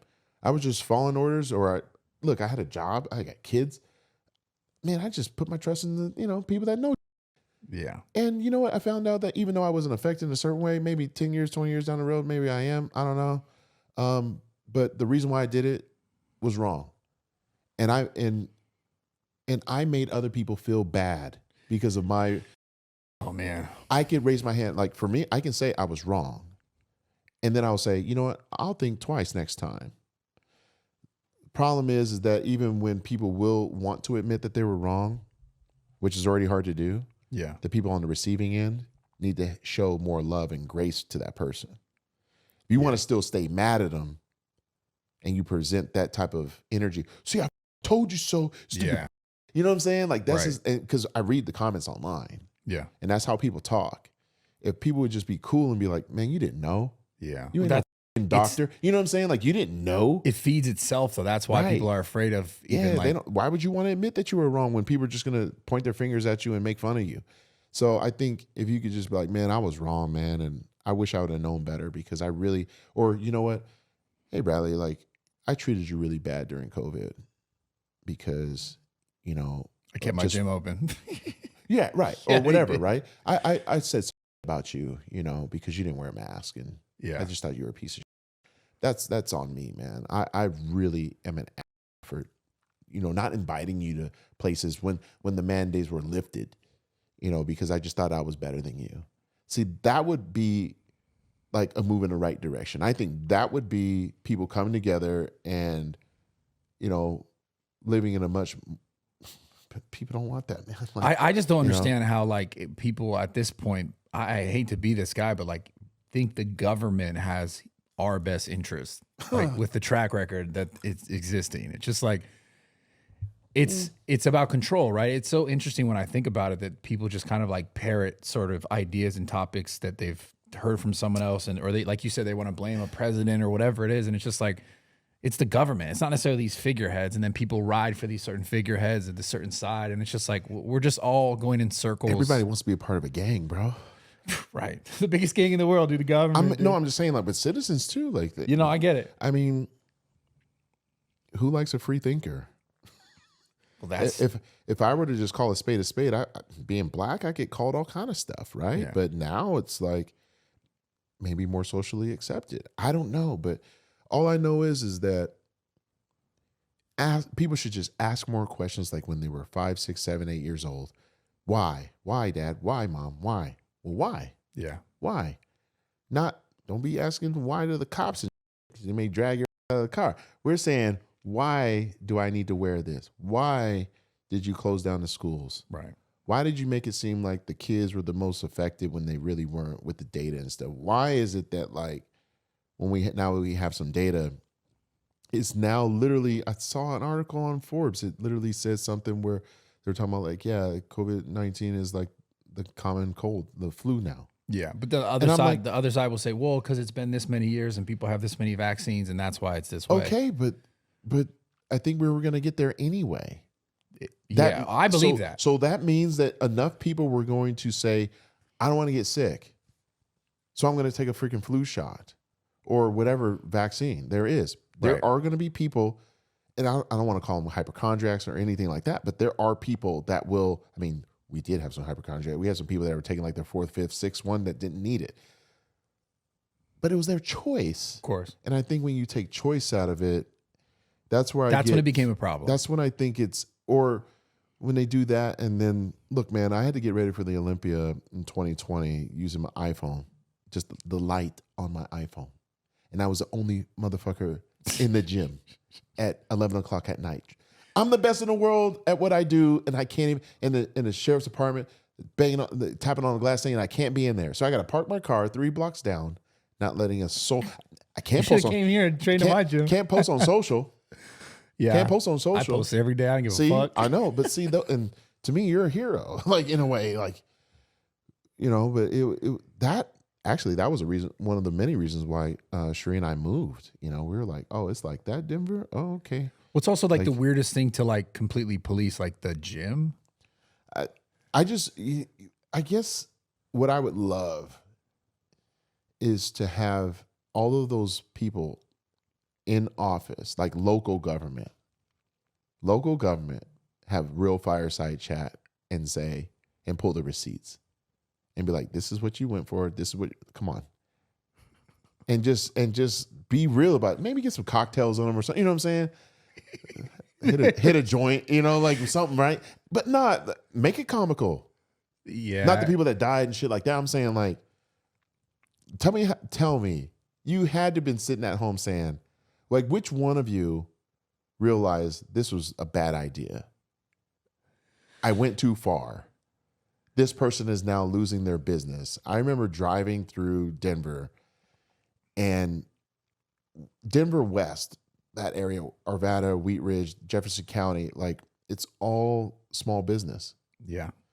So to see those windows boarded up with notes that said, thank you for the 45 years, It's 30 insane, years. dude. I mean, that hits me in a spot where I'm like almost emotional because I'm thinking, you guys realize you just fucked up their whole life. That their family's legacy was tarnished. It would be worse than like having it get set on fire by some asshole. You know what I mean? Because they could always rebuild. Yeah. Even though they would have to rebuild. They weren't getting those loans. Yeah. They didn't get anything. And they're already struggling to begin with. You know, maybe they were just saving all their pennies to put their kids through school, you know, to give them a better education. You know, we do have people in this world, America, or even in the world where those parents are willing to sacrifice everything, just not for their sons or daughters, but for the next generation. Yeah. Their grandkids to thrive. So that's where I'm like, man, that's just cold-blooded, man. So you gotta be awakened of what can happen when you just say, yeah, sure, I trust you. And that goes on both sides of the aisle. Yeah. You know, now we're dealing with the biggest election in history, over 40 different elections throughout the world. These are the conversations I believe like more people should be having than 100%. Than the bullshit that we see majority of the time on social media that gets attention. Like I could care less what certain celebrities are doing. You know, I want to know like how we can actually make real difference. That's the crazy part. When I look at it all, I was like, I don't know if like there's that many people truly invested in making a real difference and just like filling their pockets, man. That's where when I looked at it all, I was like, when I was, you know, dealing with it, I was like you said, all these companies, businesses, private businesses, like mom and pops businesses were all closed down. And I was like, so I get it. We're trying to protect people, right? Right. But all these people who work their whole life to have something, we're just saying that's not worth protecting as well. And then there's all these other layers where it's like, but Costco's good, but the mom and pops like store here is not good. And dude, like you're not essential. Exactly. That was the craziest thing, bro. to me. Like you're essential. You're not essential. This is some Hunger Games. Like this is like very, very weird. And they got people to attack each other over it. Right. And then, all right. So then how do I make money? Everything just got pushed to the internet, which is for me was like, crazy to see. Cause when I fought it and I went against everything and I was like, no, I'm going to keep this open. I saw how much I was attacked and like there's gyms doing the same thing that weren't on social media as much. You know, it wasn't a social media influencer gym. Down the street getting X amount of like citations, call it 6. I think it was 7. I had like 88 citations. I went through the whole thing and they basically at the end of the day were like, all right, bye. So I'm like, okay, that's it. Like, but I was able to fight because I had excess income from other businesses that weren't business. But what if you didn't? My business would have been gone. Gone and maybe forgotten. Maybe we wouldn't hear from you for a while. And that's sad. Yeah, well, that's not okay. Like that's really messed up, man. Like you want to talk about mental health. Let's talk about like how people their whole livelihood got eviscerated overnight. And we were just told that it would be 2 weeks. They overreached and they're not getting loans. Yeah, there was not. We're making money and throwing it to other countries right now, still to this day. Like we should be really like people should dude, it drives me insane right now. People should really be, and this is probably the first time I've ever really spoken about this publicly. It's like people should be rioting in a good, or I shouldn't say rioting. People should be protesting because people done rioted and more shit up than doing good things. They haven't planted one damn seed in the earth to make anything grow. But you should protest. You should be outside of your congressman's, like home on the sidewalks with signs saying like you voted for this for me. You represent me. No, you don't represent me. Like shame on you. Like could you imagine? Okay, let me ask you. So let's say one of these politicians walked in your gym today. How would you treat him? Would you kick him out? I mean, the ones that fucked you over, that signed these documents? I probably wouldn't want him there. See, I mean, maybe like let him like I don't know. I don't know how exactly I'd react. I'd be like, why? I would want to ask them, why did you think this was okay? Because I think the pressure needs to come back from the entrepreneur that owns a business that owns the cleaners, that owns the, you know what I'm saying? I'm Yeah. being straight up, like owns that restaurant, and be like, hey, you know, The problem is these people kind of are faceless in a sense. And then the other problem is that all this stuff happened and then people feel sort of hopeless to fight back, like to change it. Because I think a lot of people just go like, well, it's just going to happen regardless, you know, which, and then it just keeps, the cycle just keeps going. But maybe there's that one person, and obviously I'm being highly optimistic, but sometimes it just takes one person, right, that sees things, you know, go on that are bad, that they're like, you know, I did just meet with 1,000. I know how it feels to meet with 1,000 people. You've met people at expos the same way. 100%. Yeah. So you understand that you've given your time and your energy to these people. It kind of makes you think twice as to doing something stupid because you'd be disappointing them. Yeah. I feel like if more of us participated maybe in like, you know, local government, showing up to maybe an event here and there, I don't know, maybe that person would think twice. So it is a two-way street. You know, if you don't participate in your students, in your children's education, how are you going to get mad at the superintendent for having some books that you don't like? You weren't even there. Yeah. So you got to, like, you know, the government is there, and we can say disobey all we want, but you got to like participate. So I'm raising my hand on that too. Like, I don't participate. I don't know who my representatives are. I haven't written one letter. Oh, it's just going to get thrown in the trash. But you're willing to go vote for somebody and you don't really know what they're doing either. Just because they're the president. People will vote for the president first before they go vote for anyone locally. They won't even know the Department of Agriculture. They don't even think about that. You know how many farms are getting decimated right now? Yeah. Like decimated, bro. That's what we need more farmers. How are we gonna keep our swole on? Like, but bro, you know, even that stuff is like, it's weird what's going on with everything, man. Bro, they like, would want control, and they would want us on UBI. They would really want us eating bugs, and they would want us helpless if they could have it. And I mean, bro, like, we know people. You and I both know people that benefited off of a crisis in the most worst way. Yeah. And then also would do it again and not care about us not eating. Like, it's that bad, bro. Like, I still remember going to a store, waiting in line to get paper towels. Crazy. Okay. And I don't have to wait for anything. And I remember a guy being like, he was embarrassed for me, but I had to go take care of shit. So I go to the store and I'm just like, because there was like crowds of people. I couldn't have my wife just go there by herself. Yeah. Because people were jacking people in the parking lot. It was crazy. Yeah. This is in Denver. So I go and the dude recognized me and he was just like, come. So I went to the back. He was like, man, a huge fan, bro. Like, what you need? And I'm like, it's like the weed man. Like, you know what I mean? Such a weird time. It's so weird. So it wasn't that long ago. And I think now it's something where I know for myself, I've the conversations that we have in our house along with our friends is, are you prepared? Where are you prepared financially? What do you know and what you don't know? Like, do you understand what trade finance is? Do you understand crypto? Do you understand, you know what I'm saying? This whole DeFi, like, what do you know about that? What do you know about commodities? Like, what do you follow online? Do you have any religion? Like, do you have any faith? Like, what is that about? Are you experienced at all in marksmanship? Like, have you ever held a handgun? Like, you know what I'm saying? Do you know how to plant something? Yeah. Did your grandma ever teach you this thing called canning? No? You don't know how to make a meal on your own? Okay.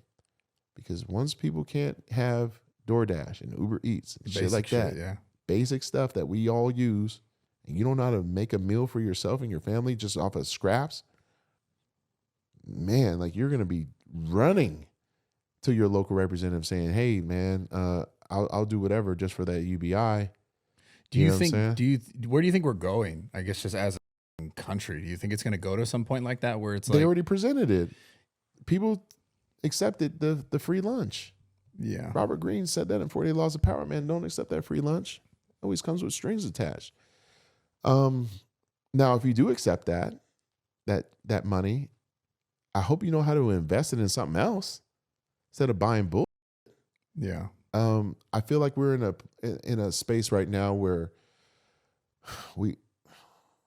a lot of people need to learn how to save money, and that's not fear mongering. That's just being real. I'm old enough to have acquired certain things or at least tasted certain things, right? So I don't need to buy 5 more cars right now. yeah, I would rather have 5 more houses that could be rented out. You know, I'd rather buy more freaking land because you definitely ain't building any more of that. But all those things, right? I would want to know how to, that's another reason why I'm glad I'm with Transcend too, is because I want my body to be optimal going into my later years. So I can, if I have to like use these hands and do something, I don't want to be at the mercy of a healthcare system that I may not trust. You know what I'm saying? So if I can be at optimal that way, I'm choosing that. I mean, could you imagine like different countries of healthcare, like how you have to wait to go get seen and they may not care? yeah. I don't want. So where I see it, I'm no Nostradamus, but what I see is, inflation is going to go into hyperinflation. I think you don't cause this, printing of money. Bro. I mean, something's got to give. I mean, I went to school long enough to know that you just can't keep doing that and nothing ever burst, whether it be the housing or then, bro, what about AI? Fuck.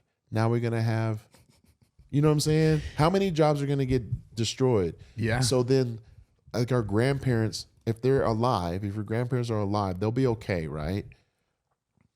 But maybe not for your older parents. Yeah. Because certain jobs are going to get,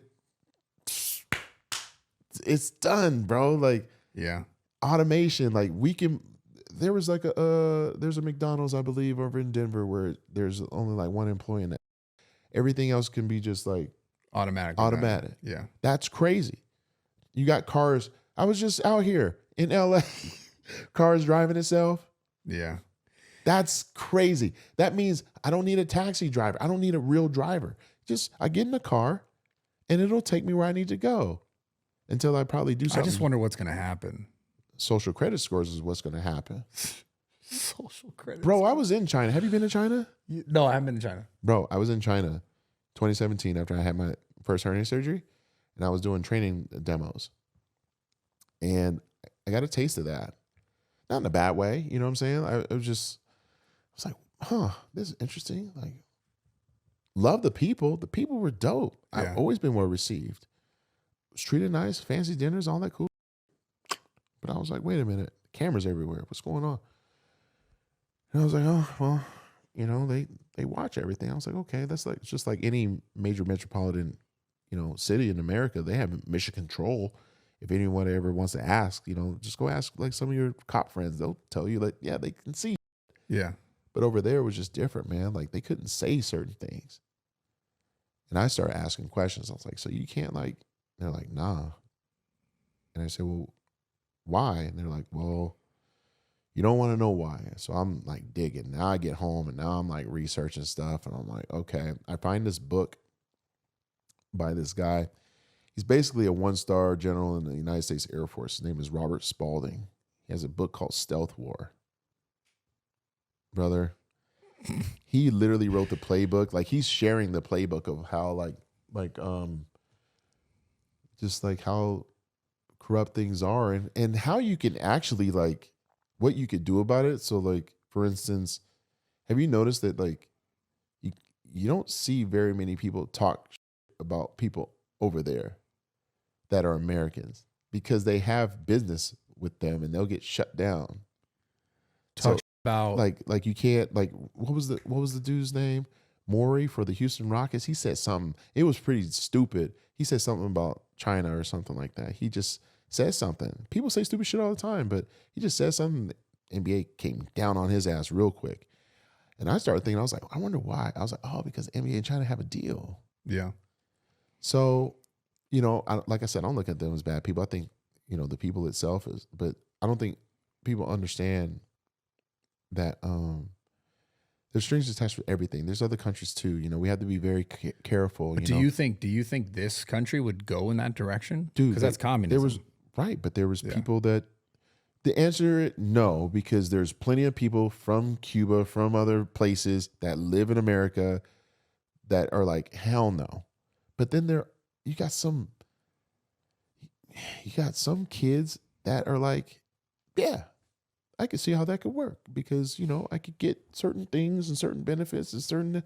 Do you think there's be a certain obviously percentage of the population that would kind of lay down to that sort of? Oh, we both know the minute you give up your firearms, you're done. Yeah, which is crazy because the minute you do it, like, let's just be real, like, let's just keep it a buck, like, whether you want to own one or not, like, I always found that conversation so interesting. Is like the people would argue like it's so bad. It's like the people who buy these guns like legally and have the gun. I own a bunch of guns, right? Like I'm not going out doing crime with them. Like the people who are doing crime with them, they don't register them. Exactly. So it's like the people who are getting the guns and doing the crime. Have we not watched enough film? But I don't understand how are they trying to convince people that like we're gonna take away all these things, but it's like these are not the people who are doing the crime. Like you know what I'm saying? It just doesn't make sense. If it was that big of a deal, they would be sending more police to make sure certain areas of our country are safe. They have every resource available. I mean, look, in San Francisco, when President Xi came into town, they cleaned all of San Francisco. I know. So that should bother every Californian. I know. And I'm from San Francisco. Okay. So I saw that. So to me, that should bother everybody. Like there was no homeless all of a sudden. Right. So like, what's happening? Maybe they put them 5-star hotels. I don't know. But what I'm saying is I'm sure our tax dollars pay for that. Right. So I'm just saying, like, there's so many solutions, man. There's so many people that are very, very intelligent that can figure out our problems. But I don't think that they want to do that. I think that they would rather disarm you and then control you. And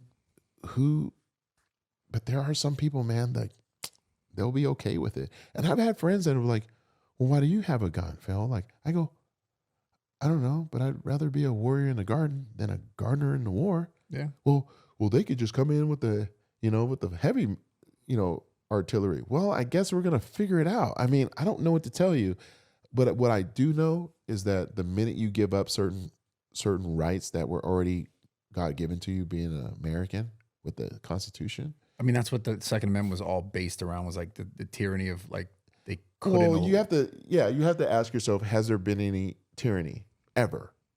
And I think it starts there. Like, you have to ask someone on the opposite side, and say, okay, so you don't want to have guns. Okay, that's fine. That's your right. Like, you don't have to do anything. But do you believe in tyranny ever in our country? Has it ever existed? And if they say, well, absolutely not, I'm like, dude, you're not paying attention. Yeah. And then you got to throw some receipts at them. And then you got to ask them, like, has there ever been an overreach of government to where, this, that, and the other? Or why is it that the same people that talk about these things taking away your rights, they use armed security? But man, we can stay on that all damn night. I mean, it's like people got 3D printers, man. They'll do all kind of crazy shit. People will figure out bombs, man. Like, it's a scary ass world, man. Like, yeah. I would not want. Oh, here's a better one. My parents are old as hell. They're old, right? They're old. I would still want them to have one. Yeah. You know what I'm saying? Yeah. If my mom was ever alone, like if she was a widow and she had to live by herself and she had nothing, I'd be very upset if someone came into her house and whipped her up. I mean, it could get, I don't want to speak like graphically, but you know what I'm saying? Like, last line of defense, man, like something, dude. Like, I'm just saying, like, that's what it's for. Like, it's not for like, or is it for rap videos? like, let's go there. You know what I mean? Like, man. but Bro. but I can, but right. it's such a So weird. this don't make no sense. Like that doesn't make any sense. And don't have them on rap videos then. Don't. You listen to rap lyrics that fucking knock your head off your fucking da da da da, and that don't even bother you. Yeah. But all of a sudden it bothers you? Nah. So it's very weird. It's very wicked. I mean, you know, shout out to our United States military. I love you guys. Yeah. I worked with the USO for many, many years. Plan on getting back on that tour, do the handshakes and stuff, because freedom it comes at a heavy cost, heavy price. And are we perfect? Is America perfect? No. Yeah. You know, you got people that are doing some bad, you know, through us. But, you know, I don't know, man. I'm not privy to all that stuff. You know, I don't have that Delta 9 clearance. You know what I'm saying? Yeah. I don't have that. I don't know what that is. All I know is that like we have certain rights. I want my free speech. You know, and I want, you know, people to be able to do what they want with their body. I want people to be able to do what they want with their firearms legally. And I want people to leave each other the alone. I really That do. is one of the biggest things. I want people to just leave each other alone. Like if you have something really effed up to say to somebody, don't do it. Keep it to yourself. Well, the internet has made it like just exacerbated the whole thing. Yeah. 'Cause it's just like I say, just two sides of things just arguing. Just But you can't make endlessly. jokes out of it. It's not like you and I being in a chat room playing Call of Duty in the lobby talking. Yeah, Like- which is amazing. Those are amazing Those times. are great times. Yeah. But I'm with you. I didn't mean to cut you off, but I'm Yeah, yeah. thinking, It's a lot more serious than yeah, that. man, like I we get should you. be, I would rather laugh about our differences. Yeah. I Yeah. love the comedians. I think what happened over the past 4 years is that comedians can't be funny. They have Well, to, that's a whole nother. It's just You know, that's what I'm just- saying. Like, what's happening? like what are we doing? doing? Like, I thought sometimes laughing at each other is funny. You know, someone saying, "Oh, Phil, you got a big nose." I do. Like, fuck, you know what I mean? And if you throw some adjectives to it, or you make, dude, bro, growing up, that was just, you know, ranking on each other, bagging on each other. Those are my best friends Yeah. doing that. Yeah. I wish some of them were getting paid doing it now. I mean, but they were funny. Did I go home like, damn, he got me? Yes. Yeah. Why do you think people are so insensitive nowadays? I don't know, man. Blame their parents, I guess. I don't know. But I feel like the internet too, because you got these like groups of people who like want to protect everyone. It's like you want to protect everyone and everything. It's like, dude, They got savior complex, but the problem is too is that we don't see how they are behind closed doors. yeah, bro. They're probably the most prejudiced, racist people you ever imagined. There's a lot of there's a lot of false bravado online right now. There's a Yeah. lot of fake. Yeah. Let me ask you, how much fake do you see in the fitness community just to work the algorithm to their favor, just so they can get paid? I feel like that's all of it nowadays. Yeah. It's all of it, which is think- crazy because it's yeah. changed. It's changed a lot. I think the last 4 to 5 years, it's just snowballed into just. Yeah. Like, let me go ahead and regurgitate some shit that this person's too ignorant to figure out. Cause here's how I look at it. Like a person could have read, like, let's say 10 pages of, 10 Flex magazine covers. You know, they could have really got some information. Yeah. Now they're doing a course. Now they're a coach. They're all these things, but yet all they did was, I'm just going to take a bunch of gear for 2 years and then just freaking look the part. And these guys ain't going to know no better. And now they're an expert. How many experts do we have online? Apparently everyone. Everyone. Which it also comes back to the thing that we said earlier in relationship to, like, you know, just the world in general, but is the critical thinking aspect. The most important thing that people keep undermining or not teaching or not encouraging is like, if you hear something, if you believe something, great. Just take a step back and go like, okay, why? Like you said earlier, like those are the kids, those are the people. Like we need to encourage that more in just the world, because everyone just takes everything at face value because they know a group of people who said it, and they find themselves in the same position over and over again. Yeah. Crazy echo chambers and stuff. You know, I mean, you get like, you know, I think last time I saw you was at the LA Fit Expo. Yeah. It was a while ago. You know, it wasn't Yeah. this year, but it was last year. Or it was the one that was later in the year. I think that was the Was that the year Kobe died? No.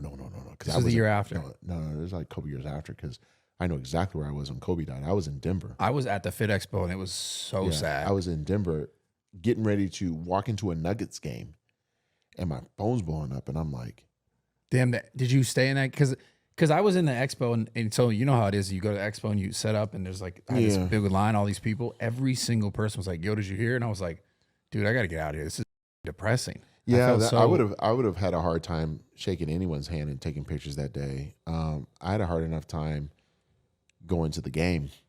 And they did a moment of silence and all that, but I was just like, it was weird. Like how do I? It felt stale. Like it just, the world did stand still for a moment. For sure. You know. But yeah, when I was at that expo, just a year ago. I like to ask questions from people under a certain age, right? So, and then I get blown away by some of the answers, but also just how some of the people just approach me. So I'm just standing there. I was talking to I remember he was like 21, 22 years old. And he was telling me how he had these aspirations competing in NPC. He was all natural. He was just like, yeah, I just want to take my time and this and that. I heard that that's what you did. And I just want to follow in those steps. I'm like, oh yeah, this is what you do. Boom, boom, boom, boom. Oh, thanks, man. All right, OG, love you. Later. One guy comes up and he goes, yeah, I'll be right up there. Just gotta, I just came for the picture, didn't really have any questions. I was like, okay, no problem. I get it.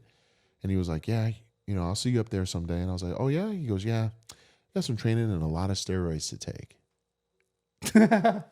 So he said it to your just face. Straight up, just went right in, bro. Like I was like, stop. I said, come on back.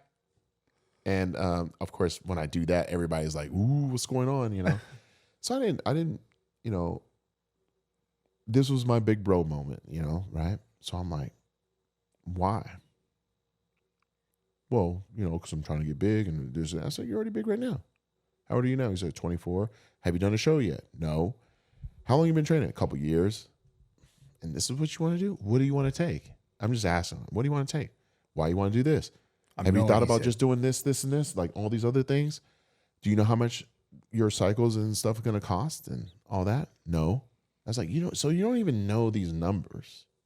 So what do you want to do with this? Well, I want to turn pro. Well, what is that going to do? And he's just like all over the place now. I said, how can someone respect anything you're saying right now if you haven't thought about these things? This is what a child does. Yeah. An adult will know exactly why they're doing it. This is what I'm doing. I'm going to do this. I'm going to get this big, and then I'm going to have this channel. I'm going to own not just, and I had to break it down to him. I said, so basically, you don't have a website, so you have no ability to track like any SEO, anything. You're just stuck on a freaking, the box, with IG and Facebook. That if they shut that shit down, and we've all seen when they do, people lose their damn mind. I say, you have no email capture. You don't even understand any of this stuff. I said, okay, so you do realize that there's a lot of guys that look like you. So what's going to make you different? Because everybody's thinking the same way as you. And that's why I'm talking. Especially nowadays, yeah. I said, so the level of competitiveness is very, very high. I said, but also the insecurity. And one thing I'm noticing is that you're talking about abuse. And I that's the reason why I'll talk to you. It's because I hear it in your voice that that's all you care about. You're not saying I'll train till my knuckles bleed or I'll train till I pass out and throw up. You're talking about that's the first thing. And you just said it so casually. I said, do you understand for you to even get that would be illegal? And he just does what it is. I said, do you realize that you're good enough already without it? Do you realize that you could be just getting a regular job and, what I'm saying, or a better job, saving up your money and just doing this as a hobby? And if God says that, yes, this is what you do. Well, and then he fires back. He's like, well, you turned pro at 25 and you did this. I said, man, I was a Division I athlete, bro. I've been an athlete my whole life. And I look better than you as a high school senior than you do now. I'm just saying, like, don't compare me. Like, don't do that. Yeah. I said, so I told him, I said, with loving hands, I said, bro, I'm just telling you, there's a better way of doing this. And I really think you're not giving yourself this opportunity to just see who you are as a human being, but you're showing me right now who you are, and you're a person that's dealing with a lot of issues, dude. And the last thing we need is more people like you taking these substances, because it's just going to make it worse. You're going to do something very stupid, and you may get swollen big and all this other stuff, but you may not be here. So I said, I do wish you well. You know how to reach me. I answer all my shit. He was like, you do? I said, yeah, man. I said, I do answer it. Eventually, I do answer it, especially when it's like this. I said, why do you think I come to these expos? I said, I lose money coming to some of these expos. I come because I want to meet people like you. It gives me more understanding of where our climate really is. Yeah. So his ego kicks in, and now he's like, so I'm like, all right, he's not listening. He can barely do this. So he takes off. Best part about this whole story, there's 3 other guys in line, tears in their eyes. I was like, and they all 3 of them said, we trained together, and we were all thinking about getting on stuff. But after hearing what you said, we won't touch it for at least, until we're like older, because we were just doing it for all the wrong reasons, and we don't want to hurt ourselves. And I said, well, I'm glad that you at least listened. I think that you all can collectively push each other, train hard. And yeah, I say, you can still gain weight, gain muscle without it. And guess what? You may not even like this sport anymore. You may just say, fuck it, I want to run marathons for the rest of my life and be slim. But at least you can be like, man, I didn't have to do that. And if I do it, I'll have more whys behind it. So it's a crazy world. We're dealing with the instant gratification instead of the delayed gratification. We're dealing with, like you said, the frauds online that will, but I want to have 1 million subs and I can get paid. And it's like, yeah, the trade-off is you're going to do something illegal. And that's the craziest part. These kids don't realize there's a guy on TikTok injecting Trent on a plane. What? Bro. I haven't seen that. I was like, first of all, how'd you get through security with no script? But, things happen. But I feel like it's almost been more lenient. Yeah. Because 10 years ago, 15 years, 20 years ago, there was no way we could be having this conversation. Yeah.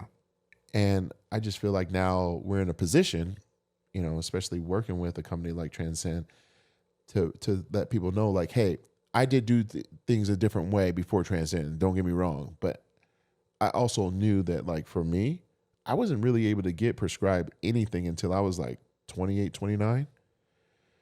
And because no doc was going to be like, here's a script for this. Yeah. So I get that part, but I respect it because I'm at a point in time in my life where I can really see the fruits of my labor because I didn't abuse myself. And I know right now, I feel like there's people out there that are frauds online that would literally be like, oh yeah, you want to get swole, dude? Take some of this. And you don't know where it's made. Yeah. Just like fentanyl and all this other, you do not know where that D-ball is made. Yeah. You do not know. And you don't even need it. And it's just wild that the parents, I think the parents are probably so beat down that, look, the parents are trying to be hip themselves or they're stressed out of their mind and they don't know what their kids are doing. And if they want to, hey, what are you doing? The kids will yell at them.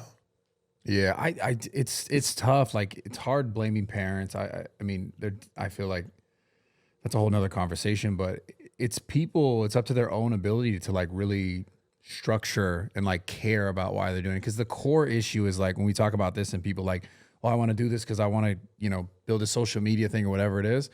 It's just done based off of seeing someone else do it and have success in it. And like, not necessarily, not that they don't want to do it, but I feel like people don't have like a genuine intention behind why they're doing it other than like, I want to get popular and I want to make money. And it's like, I can look back on my whole career in this space. Like I was doing this stuff before it was like money. There wasn't money there. And I was doing it just because that's who I was and that's where I was at in my life. And I feel like a lot of people now do things just because other people have done them, which makes sense. Yeah. But if you're going to do it, like you need structure in why you're doing it, like what your goal actually is. Like, especially if we talk about the steroids and all this stuff, it's like the worst thing I've always heard is like people would be like, oh, this is my first cycle. I've done this, this, and this. And I'm like, you don't even know what this one does to you or these two together do or these, so it's like, how are you deciding? It's like making a soup, putting a bunch of shit in and being like, why does it taste like this? You don't know which one caused what. So then you find yourself in a situation where if you're getting side effects, now you're backtracking, trying to figure out like, why is this happening? And you're just in a shitty situation because you didn't put enough thought into the whole purpose in general. I can tell you right now, for these kids that want to do trend, bro, stop with the trend. These kids are brave. Yeah, just stop with. First of all, come on. First of all, what color is it? It's like orange, burnt orange. Yeah. If that does not ring a, but I don't think people think that. Hello, this is what you're putting. Okay, so there's plenty of literature out there, that have like medical journals attached to it, but man, like it is liver toxic. It's like the worst thing. It's like the worst thing. And it's only for people, and it literally says it. This is for advanced, but see, here we go again. Lower barrier of entry, people going to the gym, they want to get jacked, this and that. They see the reward, but they don't see like, I take this, and you know why they cough, right? It's because they have to put so much benzyl alcohol in that shit to keep it stable. They have to put that much in there that you are going to cough. Yeah. Some guy's going to be like, Phil doesn't know what he's talking about. Whatever. All I know is that it's the risk versus reward. Like, I don't know, man. Like, I'm not going to sit here and say I didn't take it. What I'm going to sit here and say is that I am now on the other side, and I realize, like, man, there's peptides out there that I could have just, in conjunction with a little bit of anabolics, and the things I know with diet, I would never need that again. Yeah. Ever. Like, ever. But, hey, people always, like, they'll bastardize anything, and I'm just sad because, like, I don't even want to call people out on this channel. It's just, but why make it a thing? Why make that a conversation? It's not funny. It's just, to me, that's when I look down upon it. That's when I look like, that's when I get in, I'm not embarrassed, but I look at them like, damn, you're the reason why, like if you were only born 20 years ago, you would not be living today. Like you're taking like that. These are the guys that'll probably take like halitosin and throw them all in their mouth and think that they're, God. like, but put it out there. They'll take it. That's just how stupid they are. And I don't want to call people stupid, but you're doing stupid things and you're being impatient, and if you got certain kids doing, even shows, and they look a certain way and they're 19, that means they're probably doing something at 16, 17, 18. I can't justify that. I won't justify that. I haven't seen those type of competitors at my own bodybuilding show. If I did, I probably would say something privately. I would never out them. This is not an outing session. It's just more like I'm just interested because I think we're basically, I think we both can agree, we're kind of touching on drug abuse and drug addiction. Yeah. Just a different drug. Yeah. It's like, it's also like, the addiction to like the effect. Yeah. Like, I'm going to look this way. Because of social media. Yes. Yeah. It's like, oh, well, man, easiest way to get popular. Take steroids, have a person follow you around with a camera, get jacked. Even if you had gyno and all this other shit, you can still talk about that. Yeah. You can go. But it's interesting because it says a lot about the audience as well. That's the thing, right? So they watch train wrecks, bro. Like, they're okay with it. They're okay with watching people have zero standards. We watch people. Look, I took a media detox like 2 weeks ago. 3 weeks ago. I went 2 weeks like without really posting anything. And I said, when I was talking about really posting, my wife helped me out posting because I created a bunch of other stuff. And I said, I'm going to go off the grid. I just want to, And it was one of the best things I ever did, because when I came back, I didn't revert back to the same patterns, watching the same television shows, scrolling. Yeah. You know, I put limitations on the scrolling as far as like how many hours in a day. I get 2 hours. I was like, okay, how do I feel? Well, I don't listen to much. I definitely don't listen to some of the conversations from friends. Like I kind of distance myself from certain people that I find very toxic. And then I objectively look at social media material like, that doesn't make any damn sense. Well, they're getting paid, but that doesn't make sense because eventually that money's going to run out. And I was like, this doesn't serve me. This doesn't serve me. Reading this book serves me. Having this conversation about life serves me. Writing in a journal serves me. Being in this whole reflective state serves me. Like the Spider-Man meme right now. We just got the journal thing. Because I Yeah. always talk about the journal thing. Oh, do you? Yeah. You got to I do get made it. fun of. You got to do it, man. Yeah. People make fun of you for writing in a journal? People just, yeah, some of my buddies, they talk shit. I mean, I don't care at this point. Wait a minute. They make fun of you for what? Getting up in the morning, having a routine, and you decide to write your thoughts on paper? Listen, I'm just saying what it is. Dude. Well, here's the deal. Here's the deal. This is the thing we're working with, right? You're working with now age and wisdom because you've been there and you've gone through it all. Uh-huh. So the thing that it's like, how do you fix? Because obviously you can't go, hey, kid who's 18, 19, do what I'm doing now because I know what I know now. You should know. The crazy part about this all is like, you have to expect the younger audience to just make these mistakes. Because, dude, I've made tons of mistakes. But bro, like but if you were writing down your daily thoughts, you probably wouldn't make them. No, I'm saying you're absolutely right. But you know what I mean? Like, I'm just saying yeah. you're 100% right. I'm just saying like we have to give some sort of grace, and our goal should be like to get these younger people and the people who are considering this or considering that, whatever it is, to think harder about just their actions. And it's hard because I can look back on when I made dumb decisions, and like for example, like for a very long time I refused to get my blood work done because I was like, oh, I'm afraid. Yep. Oh, I'm gonna fuck it. I don't want to do this. Like I know something's gonna be wrong, and I'm like, what the was I doing? You know, it's what's called like blue coat syndrome or white coat syndrome, where you're like you're afraid of seeing what could be wrong, but like you know that you should be seeing what could be wrong so that you could fix it. Right. And Makes no sense, but we do it. Yeah. Yeah, and so it's hard. Like I totally agree. Like they should be doing better, but we also have to just encourage like the thought of like, hey, you should be thinking about these things because I've already made all these mistakes. Not that that person's probably just going to make their own mistakes regardless. But yeah, man, it's just a weird circumstance. And I think with the internet now, it's just, there's so much more push, like you said. And like we were saying, just on just the negative side of things or the train wreck side of things that, you know, when we sit here and talk about something that's super fruitful and good, it's not going to go viral. It's not going to be what everyone sees. They're going to see the shit about maybe you talking about steroids or something that you said about that guy, and it's just like, there's so much more that I think people, they're not, I don't know if it's like algorithm based or just that's what they're looking for. I think that's what they're looking for. I think we've trained people to look for those things. Someone could easily do a reaction video of anything we talked about just to hijack our message. And that's what's unfortunate as well. People actually can get paid off of that type of tabloid.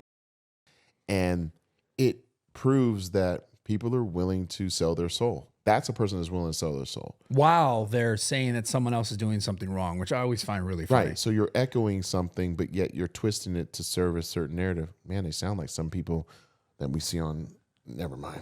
But who are you referencing? I want to know. Because I know you. I'm thinking of like certain late night talk show hosts and stuff like that. I'm Yeah. thinking of like government. I'm sorry. No. But it's just, no, I just think that people just create their own narratives, and it's always to hurt someone. It's never to say, hey, let's bring awareness to this and let's then have a conversation. I can be right, I can be wrong. I think more people should debate. I think it's natural. I think it's imperative. But I don't think of taking something and twisting your words into making you look like a fool to make me feel good and to profit off of that is a good thing. I think it's complete bull. I think they're cowards. And, you know, they're lucky that they probably don't get caught up in the streets. You know what I'm saying? Because it's just really bad. I feel like, on the other hand, we do have this social media platform where we can invite various opinions. And even if someone sounded completely ignorant, we can talk about it. Yeah. And my whole thing is, I don't have to convince you. Like, you're talking about the kids, like, oh, well, you know, they're still going to make mistakes and we should show grace to them. I get it. I think the reason why we share our perspectives is so that they can realize, number one, they're not alone in their thoughts. You know, like we've been there. So then quit acting like you're the only that's ever been there. See, that's my problem. Yeah. It's like, I've already been there, son. I already knew, like, before technology. Come on, man. Like, we've been there. Yeah. So you don't think I understand the patterns of this, that, and the other when you're hiding something or whatever? I mean, I don't have kids, but I'm just saying, like, I could see it in teenage boys and girls right now. Like, I already know what they're thinking. I could check out the body language. I remember when I was this age. I'm not that far removed. So when we're trying to give out, you know, some nuggets, man, like, I want those kids to take them, because they don't have to go through those painful moments that we had to. But yeah, if they mess up, I mean, yeah, you want to give them grace, because, you know, you were probably hoping that someone was giving you grace at that point in time. 100%. You know, people talk about you when you made a bad decision. So I'm with that. I just want as much. I want an expedited process of the fuckery, right? I wish, it's like, bro. you know what I mean? Like, if I get, like, hey, I have a son one day, daughter one day, I'm like, listen, they turn 10, 13. I'm like, listen, I already know what's going on. I don't want you hiding from me. Yeah. You're not an adult though. So just understand that part. So I think parents maybe get that up because they think they want to establish open communication, but at some point in time, the kid done crossed the line and the parent allowed them to do it because they're laughing at the same television shows and the same jokes and stuff. Yeah. And they're sharing memes. It's like, nah. I was married once and she had a child, and I remember I used to tell him, I'd be like, we may laugh at the same things, but you are not my friend. In what sense? Where I like could just where do the respect part, like got it. Like you could disrespect me, call me out my name, like one of my friends. You know what I'm saying? Like Got like we're that's something. The friendship has to be earned from father to son. Yeah. That's how I was raised. You know, we may laugh at the same things. We may, you know, really laugh at some like Dave Chappelle, you know what I mean? Yeah. But we're not friends like that. As you get older and you become an adult, you will then get a handshake and a hug, and then you will be my friend. We can work on that. But for right now, I'm your protector. I'm the provider. I'm the one that's supposed to give you, you know, some high level stuff. And I feel like that's where, as men, we have to lead with that. So then the younger adults realize, like, okay, we are laughing at the same stuff, but these are the people who we need to respect, because I see kids not respecting any adult figure right now. They think they think they know everything, but that's also because the parents don't lead with certain levels of standards. Yeah. People ain't gonna come up to you at no expo and act a complete fool, because you're gonna tell them, like, man, you're an idiot. That'd be like someone going up to CT and acting a fool. He'd let them know about themselves. Yeah. They're not gonna do that. Actually, they wouldn't even go up to him doing that, because they know this is a man of standards. No one will go up to Jay Cutler because it's a man of standards. Even for myself, I usually don't have those type of interactions because they were like, man, like he ain't about that.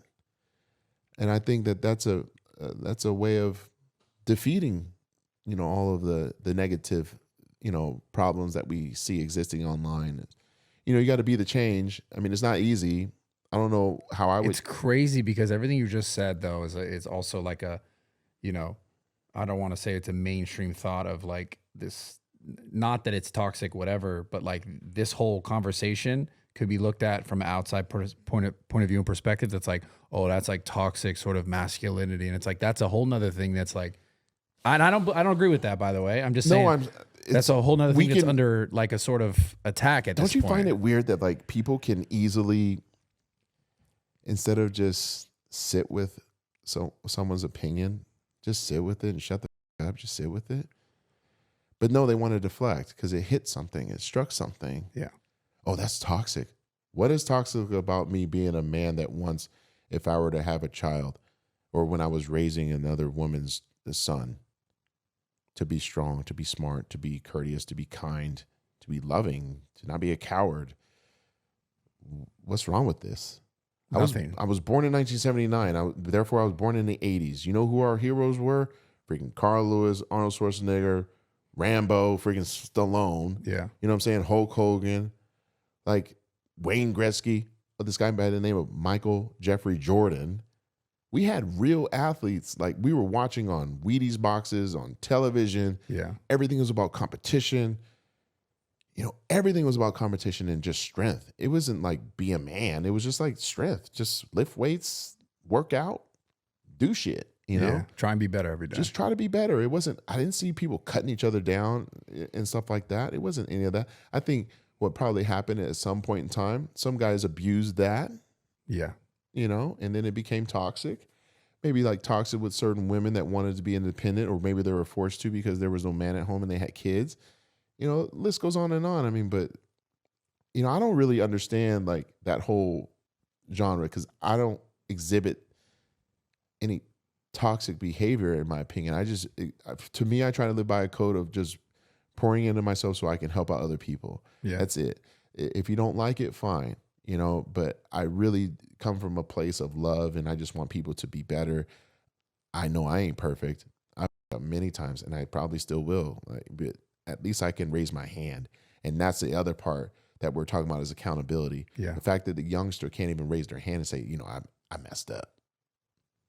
See, that's going to piss me off because I'm like, if you aren't willing to do that, you're never going to learn from it. And at some point, you're going to learn that lesson very, very expensively. Yeah.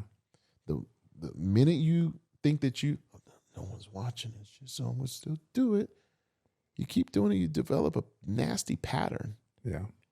And that could be alleviated. So I think it's we live in a great time though. You know, like, you know, we can do these conversations, have it all, you know, but I feel like people that are watching even our conversation have to realize that you and I both have experienced tons of different scenarios where we had to deal with our own pain, our own demons, our own disappointments, and decided to wake up the next day and do better. Surround ourselves with people that allow us to be heard. Yeah. You know, that won't judge us, that won't make, and if they make fun, it's just a little bit, you know what I mean? But it's not to cripple your thought. It's not to cripple your spirit.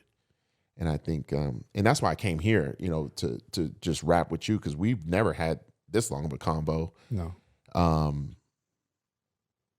What do you want for the remainder of this year? Out of my life or out of like just what out I do? Of whatever. Like, what is like, because like I said, we don't talk. So I'm like, I mean, business aside, I mean, like, is there something, because I just feel like 2024 is a big year. Yeah. You know, we got elections coming. We got economy. Yeah. We got kids taking trend.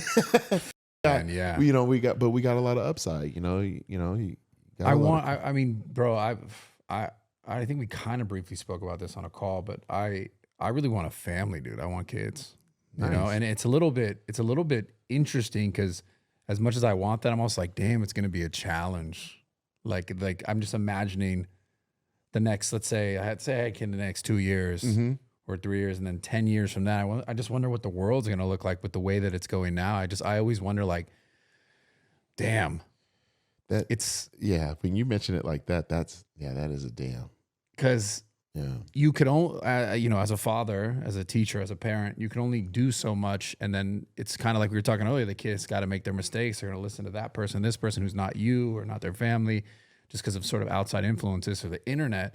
And it's like, I wonder what that's going to look like. Like, are we, because we just seem to be going down this path of like, I don't even know how to call it, but it just seems like dissolution. It's like people fight, argue, don't have standards on this, or don't, if you have a standard, but then you're bad. But if you have too much standard, then you're bad. And it's like, it's just a weird time. And so I have a little bit of a fear, I think, because I've always, you know, I grew up without a father, and I always wanted to be a great father because I didn't have one. Right. And I think I have a fear built up around that in general, which is probably, exacerbated my relationship issues and problems I've had in the past with like, you know, really settling down with someone. And, yeah, I just find myself at a point where I'm like, okay, regardless of that, this is what I want to do, but also just being afraid, you know? I appreciate you sharing that. I mean, my wife and I, we talked about family planning just this year, and I was like taking these deep breaths. I was like, kind of like what you're describing. But then I thought, well, what's the point of having this legacy, Phil, if you can't share it with a child of your own? No. Yeah. I was married once before. I helped raise him. But having my own and being able to look at him or her in the eyes and seeing their movement, their mannerisms, you know, all their little nuances, right? And I could say, oh, that's totally me, you know, or hey, that's you, girl, you know, or that's the both of us. And I've been fortunate to have, you know, a few close friends that I played ball in college with that have kids. So I get to see them, interact with them. And like my best friend, I ask him, I go, how's your day? And he goes, it doesn't matter, dude. I have a great job. I make a ton of money. I do really well. But what is really cool is to, even though it hurts sometimes, to have your son like run up on you or tug at your leg when you have to leave. But when you come home, you realize that this is what it's all about. Yeah. He's like, Phil, like, you're successful, this and that, but isn't that what you want? I was like, yeah, you know, but then I had the fears and all that stuff. And, you know, and then also realizing that I sacrificed, you know, potentially not having him because of my career. Yeah. So, and my wife as well. But we realize now, like, you know, with, you know, doctors and stuff like that, we have that. And we even, not to, you know, always say transcend, but like we do have doctors that have helped, you know, competitive bodybuilders have children in very quick time. So I'm like, okay, that's cool. But then also, I think that's why I've been more focused on like getting my together, you know, just the emotions and stuff, and not carrying any baggage, because I feel like that is in your sales, right? For sure. So if those sales get with my wife's stuff, at least can I just put them like that in the best environment? Can I create the best environment so that we can both look at each other and say we've done the best that we can? Because we're going to expire at some point. I would love to be able to give everything to the children. But also, let's think about this. We're not going through war. Kinda, right? In a weird way. Kinda. Yeah. But imagine 50, 60 years ago. Yeah. Imagine 60 years ago, you got race riots, you got civil rights movement, you got all kind of, you think people wanted to have kids then? Some people yes, some people no. Yeah. I wouldn't want to have kids right now. It's segregation, it's this, you know, white versus black. It's people getting, you know, real like that. I don't like, that's something like my stepfather, who's still alive. He'll be 91 this year. He was born in a place called Huntsville, Alabama. So he's seen, right. My real dad, he's no longer here. But yeah, I mean, but my mom, she's still alive. I mentioned before, she's born in Zachary, Louisiana. They've seen racism. They've seen some hard shit. They still had kids. So I think like they had kids. They had the riots. They had all that stuff. They had bombings. And then they had war too. And then they had that was dealing with the First and Second World War that their parents had to deal with. You know, they had all this other stuff, and they still decided to still have children. So I think like before I get too scared, this is just me, I have to say, well, man, like my whole ancestry has gone through stuff. Our ancestry, regardless of ethnicity, has gone through stuff. I think we'll be okay. Yeah. I just think we have to be alert and be extremely formidable. Like you can't not participate in school board meetings. Yeah. Like you can't. Like And if you can make a ton of money legally, you do it, because what will that provide? Private school, homeschool with tutors, you know what I'm saying? Stuff like that. You want your kids to be highly intelligent. For sure. But you also want them to understand how to communicate, not just through the iPad like this. Yeah, that's a crazy You want shit. them. So how do you do that? Well, you got to work on yourself, parent. Like, you got to know how to sit across from the dinner table and not look at the phone. Yeah. You got to know how to communicate when you're actually upset at the other person. And I'm not just saying this as if I hadn't done it at one point in time. That's why I'm looking at the camera. Like, I fucked up. I've been that dude. For sure. Where I would be so like out of my body where, yeah, I was just a complete fool, I'm sure. Because I'm hyper focused on a bodybuilding show, which I get it. But if I could do it over, I'd be like, all right, well, right now I don't have to do that. I'm sitting across from my girl. Like, I should just be talking about normal Such a shit. hard thing sometimes, man. But Fuck. the moment of mindfulness, it should be like that, because then when it's time for me to get after it, it's like, it's time for me to get after it. Yeah. You know, like if otherwise I should be single. I should never have kids. But I think a lot of people that are not having kids, they're not getting a lot of things done either. I see what you're saying. They're not really building a legacy. Like, if you're building a legacy and like you ain't got no kids, you'd be like, yeah, man, I don't have time. I don't have the time that I want to personally give. Yeah. Okay, fine. Because there's plenty of people that probably shouldn't, because they're being the CEO of the major companies Yeah. that are you wanna be making able the to big give the numbers, kids and the time. then the kids get raised by the nanny. Yeah, that's. I don't want that. I couldn't do that.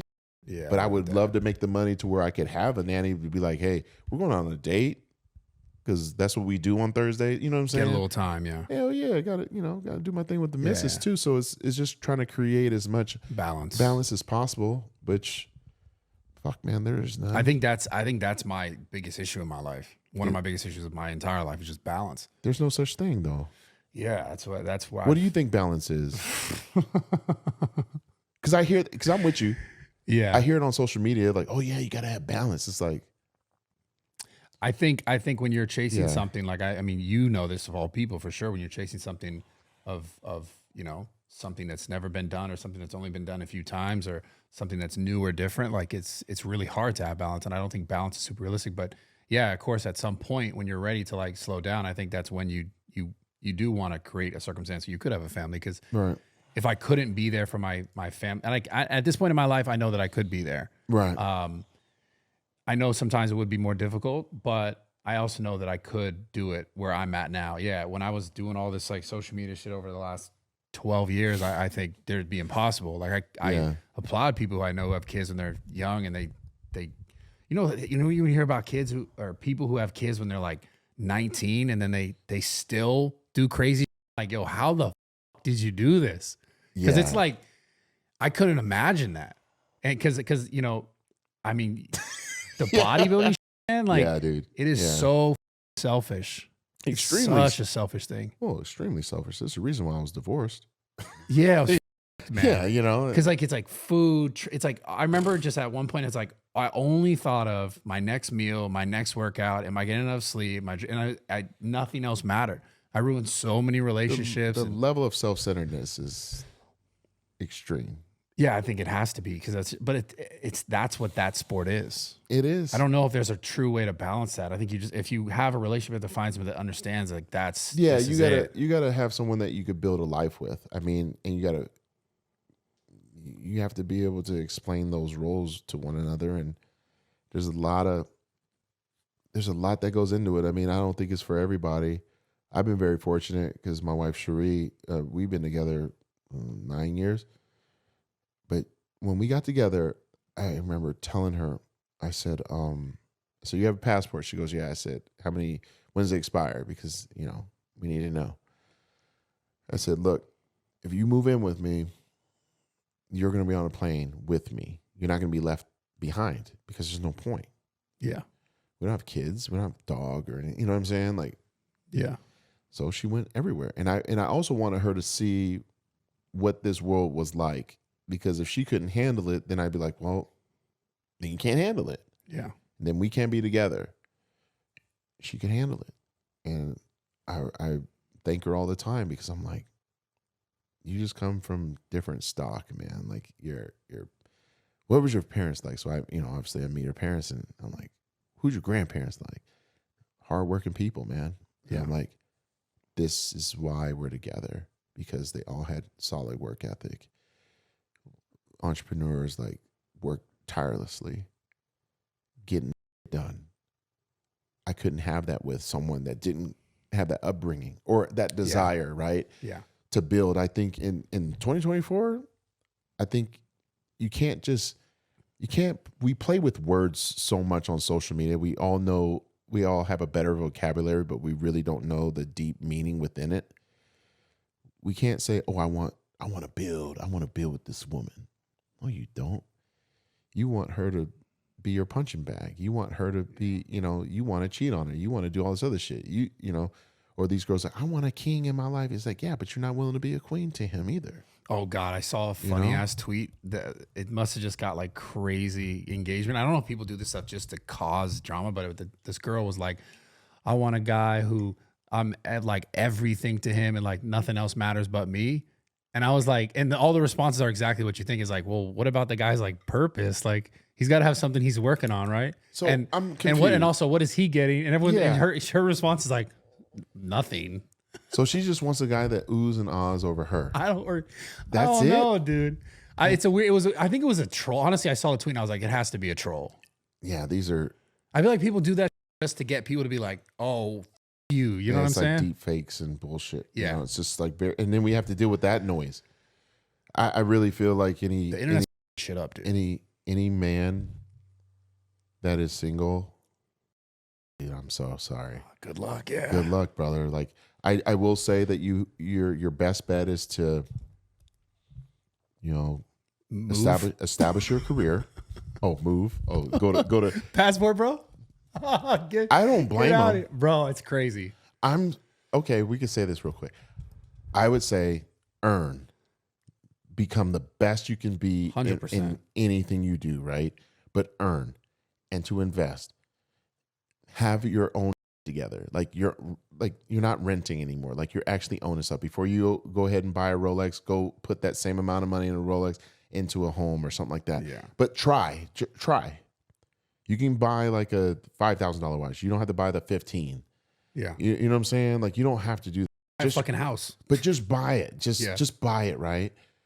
And as much as I'm saying this to people, I'm saying it to myself. Like I did certain things that helped me, and then at one point in time, I was like, I'm just spending this money. But at least I had a house, I had two, Then I got the cars and all this other. I was trying to do it as systematic as possible.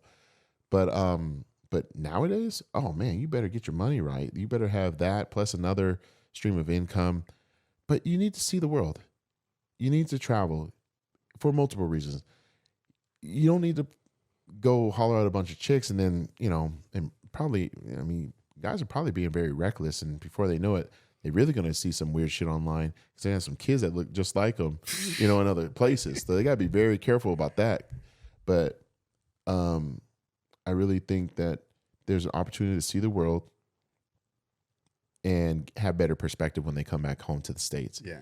I think they understand that their freedom, it comes at a heavy price. I think that they'll understand, why certain laws are the way they are, because each country is different. And then just find something majestic to stare at sometimes. And, like I can tell my wife right now, I'm like we were at, majestic is hilarious. Bro, we were watching, we were at a restaurant and they had like sports channels on, and they had like those demos on like LG screens and stuff like that. And I was like, we've been there. And her dad was like, where? I said, there. He was like, you guys been there? I said, yeah. He was like, what about that one? I said, been there too. It feels dope to be able to say that. Yeah. That's a blessing. And it feels great to be able to build that. So I feel like that, even if I had to do this life all over again, I would do it in that regard. Like make the money so I can see the world, so I can have a better perspective on, America, how great it is, even things that I don't like. Yeah, for sure. And then know how to communicate with people. I think when you do travel to other countries, because of the language barrier, you can't communicate the same way. So you have to look at each other in the eye. Yeah. Now with AI, it's probably going to be a lot easier, but then it's still going to be difficult. Crazy. But I think even with all this new technology, people are going to have to be highly intentional as to why they do what they do to connect. Yeah. Otherwise, I could just use my phone and have it talk, and we could just sit there and just, I guess, stare at each other. Weird, dude. You know, like it's very weird. So, yeah, passport bros, all that. Bro, it's pretty pathetic, though, living in Florida, and you get on a flight to Medellin, and you see all these dudes, and you see them, like, talking. Really? Yeah, my wife and I, we were just like, I was like, babe, we're all going to the same place, but just like how they were talking. And Wait, that's like a real thing. Bro, like I said, we went to Medellin for, what did we go there for? I can't remember. We went there twice last year. And this was funny, but then I got kind of like, this is weird. You know what I'm saying? Like, this is weird, because then it becomes to the point where you're not willing to do any work either. Oh, I see. You know what I mean? Yeah, like, yeah, you just think that these people are... You want like a servant. Right. Yeah, I see what you're like saying. you refuse to go communicate with a perfectly well-established human being. Yeah. And you just think, oh, well, she's subservient, but you're treating me, you're still cheating on this girl. Yeah. So you're still, shitty. It's almost like you're kidding yourself by saying that this is what you want, but you don't want. I think we all just have to admit, like, call a spade, just keep it a buck, man. Like, do you want to build or not? Do you want to have a life or not? Do you want to build with one person or not? And if you can say, no, I don't, then do what you got to do. But if you say, yeah, I want to build, I want to do this, then that's what you stay committed to, because that's the ROI on that I'm experiencing right now. And I can tell you it's freaking awesome. It's awesome to know that my wife can hold me down. She works. She's a beast. And she has my back, man. Because all you want in the end is that. Yeah. But you don't want to get it like in the last days. Yeah. I think it would be dope to have it in to like 40 years, like 50 years. It's like you go to someone's wedding and they're like, who's been married 10 years, 15 years? I would love to be like, live long enough to say we were married, 40, 50 years. Yeah. And be happy though. Like, not like sleeping in separate rooms and like, cause that's weird, and that was my bad, dude. I got to bathroom so bad. damn, you just pissing all the time. Dude, I don't know what the fuck's going on. He broke the seal. Oh, I fucked up. Dude, I'm so sorry. No, you're good. I drank too much water today. We were talking about, we're talking about Do I dating piss and a shit. bunch on pods? I don't piss a bunch. He does? Every time? How many times does he go? I think twice. Well, I Really? went twice. He's nervous. No, I usually go at least once. I drink so much water. Yeah. Okay, sorry. I'm so sorry. No, you're good, man. So, to your wife, right? And to choosing your wife, Yes. how do you decide that someone is worth it? Like, what's your advice to someone who's like picking someone? Yeah. How do you know when someone is like, I think we have to change our thought process. You like, I'm picking? I think I thought I was picking Cherie, but no, I think she picked me.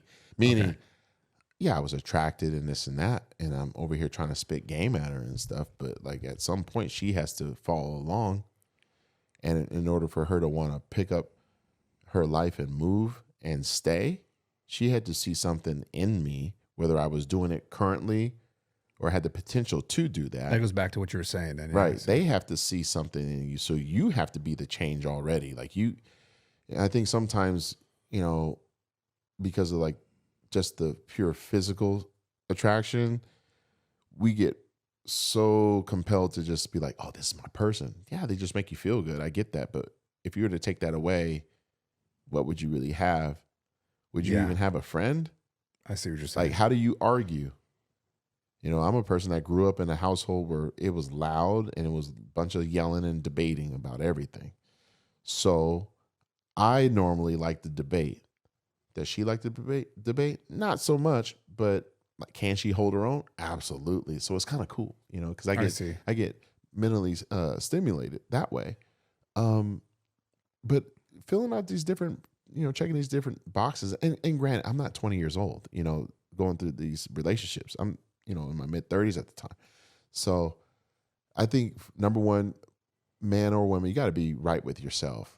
you got to be more mindful of that. I'm not saying that you can't casually date, but like when we're talking about like, oh, I want to be with somebody, you need to be very selective as to what your true intentions are before you go fuck up someone else's life. Yeah. I think you could easily do that by not being more self-aware. And think of it as a positive. Hey, if I'm good, I'm going to see the good in other people. And I'm also going to see the bad in them too. And I'm going to figure it out. And if I want to help that person also, because maybe that person, you see potential in that woman. She just needs a man, a real dude. And I think instead of pointing fingers at somebody, saying that, well, she don't do this or he don't do that, we need to look at the other 3 fingers pointing back at us and then putting that much more work into us. And then you'll attract that person, because I already know if I'm the best version of myself, I'm going to attract, who I have. Of course. And she's going to respect me too. And a lot of guys don't feel respected right now, but they got to understand like certain standards you have are lacking. And they see that they just haven't said anything. She's probably just sticking around because she's like, either A, this is the best I can do, or B, she really loves you, man. And she just wants you to figure it out, but she doesn't know how to help you. And she don't want to ruin, and she don't want to. And then you have those crazy ones that will tell you, who you are, and you don't want to hear that. Your ego's involved. Yeah. So it's a lot, man. But I think to each his own, but this is not a like my homie Ben Baller says, he's like, this is not your practice life. So you better figure this out quick. Yeah. And just be authentic, just be cool. I think it's all about like this vibe, if you got a problem, say it, Yeah. Communication just seems to be like, I think because of the whole technology shit, it's people are having a more difficult time just connecting, like actually connecting, because they're just connecting. And say it, but like say it knowing like, look, I'm not gonna sit here and act like my wife and I had never had a fight. Yeah, but at what level of disrespect has to be involved? Like that's different. Because I started thinking, not too long ago about this.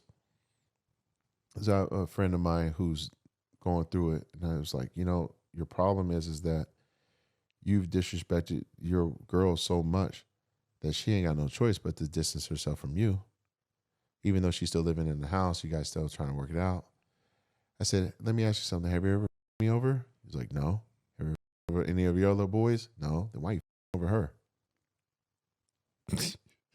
I said, what'd he say? He just sat there, man. I was like, but you sleep with her. You expect her to lay down with you. Yeah. This is weird. You know what I'm saying? Like, but you would never screw me over, right? Like, oh no, you're my guy and this and that. That's your girl. Yeah. So it's like levels of standards. So I feel like, sometimes people are fooling themselves with what they say they want.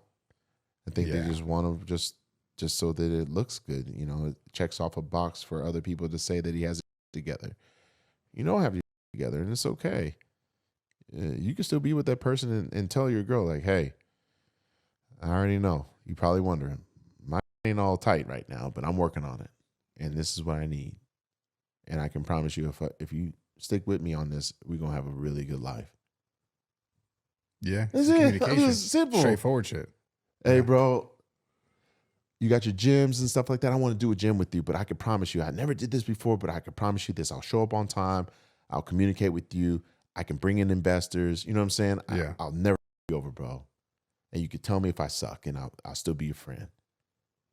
That's, straightforwardness. It's just, yeah, man. But otherwise, we all just live under the guise of like the false bravado I was talking about. People just saying all the right things, but not doing the right things. Yeah, a lot of that going on. It's just too much. I've had it. Like, it's just, it's only I've done it too, to be honest, in relationships, 100%. Yeah, organized chaos. Yeah. Insane, man. Like where you almost start an argument just so you can go fly somewhere and go see somebody else. Jesus Christ. You ain't the only one. Like, yeah. I've done it. Yeah. Man. I mean, you know what I'm saying? That's the thing. It's like, yeah. But, the right one exists. For sure. I think you can't, it's undeniable the right one exists. It's just, You just got to be in the pursuit of doing right on your own. Yeah, that's the key. That's the most important part of it all. I think in business, it's a law of attraction. It's like these things work, but you put out some fake and you're going to get some fake back. Yeah. You know? Yeah. It's amazing to think that some guys online will think that this girl really loves them for who they are when they producing fake to begin with. And the girls that are doing fake.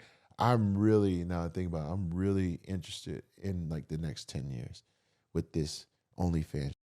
Yeah. Like, man, like what is, not like I want to see dysfunction, but I'm like, will that ever go away? Will that, you know what I'm saying? Like, is it going to be, is it going to go away? What's the next thing? I don't think that goes away. I think that's just an evolution of like sex working. Yeah. You know, which has obviously been around forever. Right. So I just think it's just the new evolution of it. But what when AI comes? Yeah, I know. It's just like, I've seen weird AI I don't need you now. Of like, it's not even real people. And deep fake. Crazy. Bro, I'm wearing the man, this is so bad. I told Shree the other day, I said, I'm so glad I don't need no Apple Vision Pro. She was like, what do you mean? I said, you realize at some point, the people who have won't need it. The people that don't will need it. Say, what do you mean? I'm saying the people that can't afford to fly, that's what they're going to use. Metaverse. Yeah. They're going to see it. 4K, 8K. Yeah. The people that don't have a relationship will have a robot. That's an insane. How far are we away from this? I don't think it's that far. 10 years, probably like a solid one. Like solid. Like you could probably walk around. And she'll be like, hey, Bradley, how you doing? Oh, my God. And the minute you say hello back, she's already calculated through her AI what you're feeling, what drink you want, what liquor you want, what food you want. She already know you. That's a scary thing. That's what's coming. So I'm like, you can't watch all these films and people are going to be like, Phil's crazy. You can't watch Black Mirror. You can't watch all these freaking shows and think like this shit ain't possible. Well, I follow the Boston Dynamics shit on IG and I'm like, wait a minute. Damn thing can jump now. Yeah. Well, it's weird because it's like all the stuff that at one point people were like, this is crazy, this will never happen. Like then it's things that are relevant and happening now. So it's only makes sense logically. It's like, oh, all these conceptual ideas of like I saw that one Black Mirror where the astronauts are in space, but they're in the bodies, like they're in these, like they transfer their consciousness to the bodies on Earth. And I'm like, dude, I feel like that's going to be real. I stopped watching it after, I think it was the second episode. You know who put me on that was Dexter Jackson. He was like, hey, man, you got to watch Black Mirror shit. And I was like, all right. So I watched the first one, and I was like, I can't remember the first episode. I watched the second one. It was when the two dudes were playing like Street Fighter and some, and it was getting kind of freaky. Yeah, you know what I'm talking about? Yeah. I called Dexter up. I said, bro, what the f you got me I watching? said, what the f you got me watching? You know, and he's like, bro, it's better. It gets beyond that. Like, I was like, nah, I'm done. I'm done. That episode tripped me out. I was like, I can't, man. Again, there's a bunch of, like, they're not all consecutive, right? It's obviously different. Right, the different things. But I was like, wait a minute. Because they kept going back. He's like hitting his boy up like, hey, man, you going to play that game again? Yeah, I see that one. And I'm like, yeah, I see that. Okay. Bro. And then Did you finish that episode? Nah, I had to turn it off because part of me was like, I felt like, I don't know what I was feeling. And then the second part was, I'm thinking, if wifey walks in here right now, she can be like, what the f are you watching? Yeah. But it was, but then I thought about like, did you see the scene though where he's like, they go in person, he's like, well, let's kiss and see if it's real. No, they did? They get in person and they're like, because he has this whole weird thing, because like, I think one of them's like, well, actually basically gay. You got like Ken, you got Chung Lee looking character. Yeah. And they're like trying to fight over who's going to play who. And then they're like fighting. He's like, yeah, we're like the first round fight. And they're like really fighting.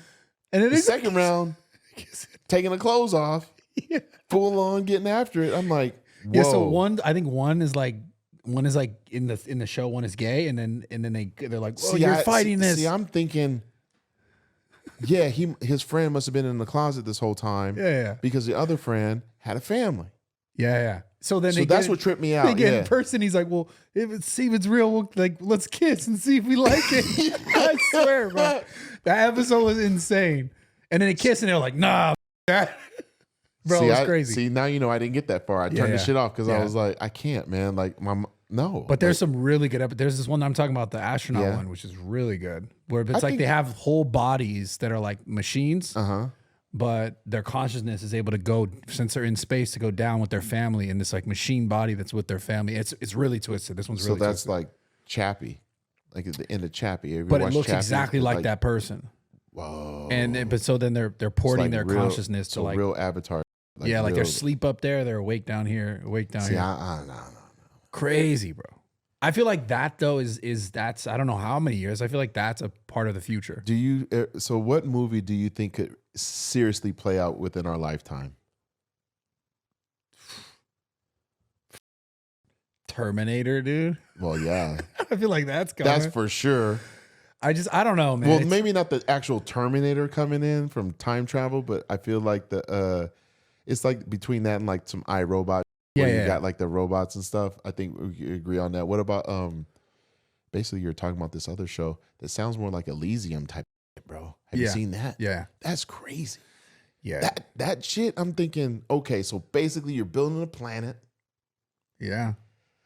That's where all the rich people live, the elites. Well, they now can cure cancer. They're building cities. Have you seen they're building these like cities in the Middle East? It's like giant city with like, it's like sustained, it has all this crazy like sort of sustainability built into it. Like I think they're doing one. You talking about the wall? Like the big giant wall? It's wall. that giant wall that goes on forever. Yeah, like crazy. There's like crazy. This is happening. They're building. Yeah, they're building it right now. Yeah. On Earth, obviously, not on a different planet, but I mean, no, they're gonna do it here first, right? To show that, like, wait, we could build something in an entire freaking desert. Yeah. And have like a complete real sustainable society. Yeah. And what does that mean? Like, yeah, who's gonna live there? Yeah. Like, why are they building that? Like, what about our society that could be sustainable? Dude, it just feels like they're like, this ain't working. Let's set something up. But they also have enough money, right? Of course. To where they don't have the restrictions. They're not dealing with the UN. I don't think they deal with that. So yeah. And ain't no one gonna bomb them for something, which is interesting. You know, ain't no one gonna go over there. No one's fucking with them. No. Saudi, no. No one's going over there. I mean, shit. Like, we're just now able to do real business with them. Yeah. You know, which is nice. I mean, you see athletes getting paid and doing appearances and stuff. But yeah, like all that future stuff, I think the iRobot, that maybe because of the whole robots, every time I see that Boston Dynamics stuff, I'm like, getting closer. Yeah. Getting closer. Yeah. Anything with AI, I mean, this is scary. But as far as like that look, the Black Mirror with basically you're wearing it right now. Some guy is wearing his, you hear about this guy? He's wearing the Apple Vision Pro while driving a Cybertruck. Oh, I saw that. He don't live that far away from Cherie's parents, so they've seen him out. Wait, this guy's he's a real. I thought it was just a troll. Nah, he's just driving around. Yeah, I thought it was just a troll for like a viral clip. Oh, okay. Cherie's mom was like, "Hey, I saw him the other day." I was like, "No way." She's like, "How does he not get pulled over?" I go, "I know, right? It's wild." Yeah, I feel like they haven't caught up with. So like no phones in the car. Yeah, but you can't do that in California. But you can wear the fucking Vision Pro, bro. So it's. I don't know what we're gonna see in this lifetime or these next 5-10 years, but it's gonna be special. It's gonna be impressive. I mean, on the positive note is like curing disease, being able to, really.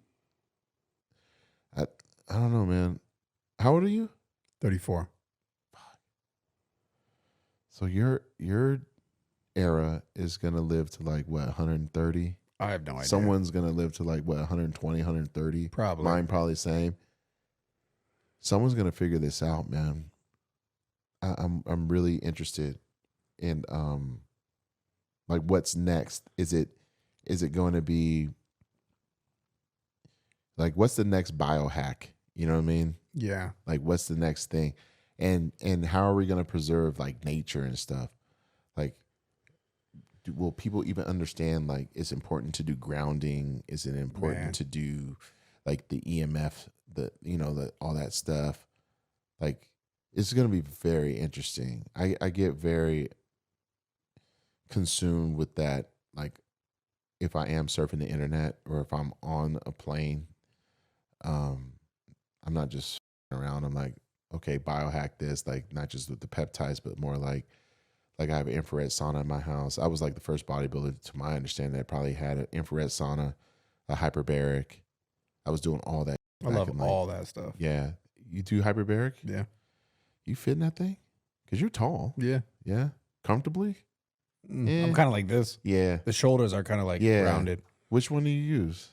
This Is it the Vitaris, the 320? It's the blue one?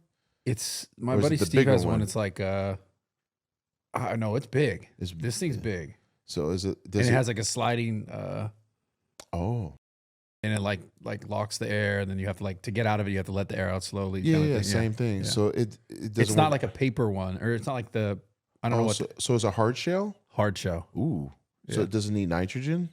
Yes, I believe it has. I don't. So you can't. So you can't wear. You can't wear. You can't bring your phone in. Then you can't wear a ring. I have my phone in there. Oh, then it's not that one, because these, man, unless they're powered by nitrogen. There's ones that have like a mixture of O2 and yeah. I want to get one for my house. I have a Vitaris 320. It's in storage actually in Denver. I still got to go get it. So you did that during your like bodybuilding career? What the? I was ahead of the game, man. Wow, that's like 2010, 2010. I was doing that. Damn, that is ahead. I was way ahead. Everyone. What other things have you done like that? Because I do the red. I have a whole room in here. I can show you on the way out. Oh, cool. Yeah, I did.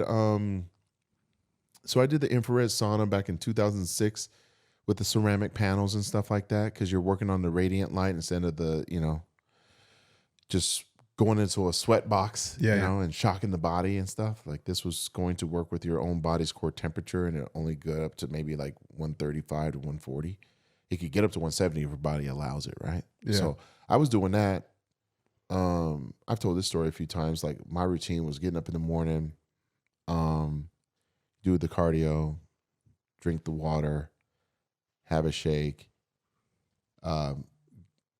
shower, go. Actually, no, I think I did shower because I took like multiple throughout the day. But do all that, get into the sauna, dry off, then do hyperbaric. Man, the first week, my urine was like that color. What? I was like, what the? So I'm hitting up my doctor friend. I was like, hey, what's going on? He goes, tell me what you've been doing. I told him. He goes, you're purging all the toxins from the because the Earth's oxygen is what, 20%? So you got like 94, 96% in that tube, and you're, wearing a mask as well. So now you're at like, really high oxygen level where it's super saturated in the soft tissue, getting those cells really working.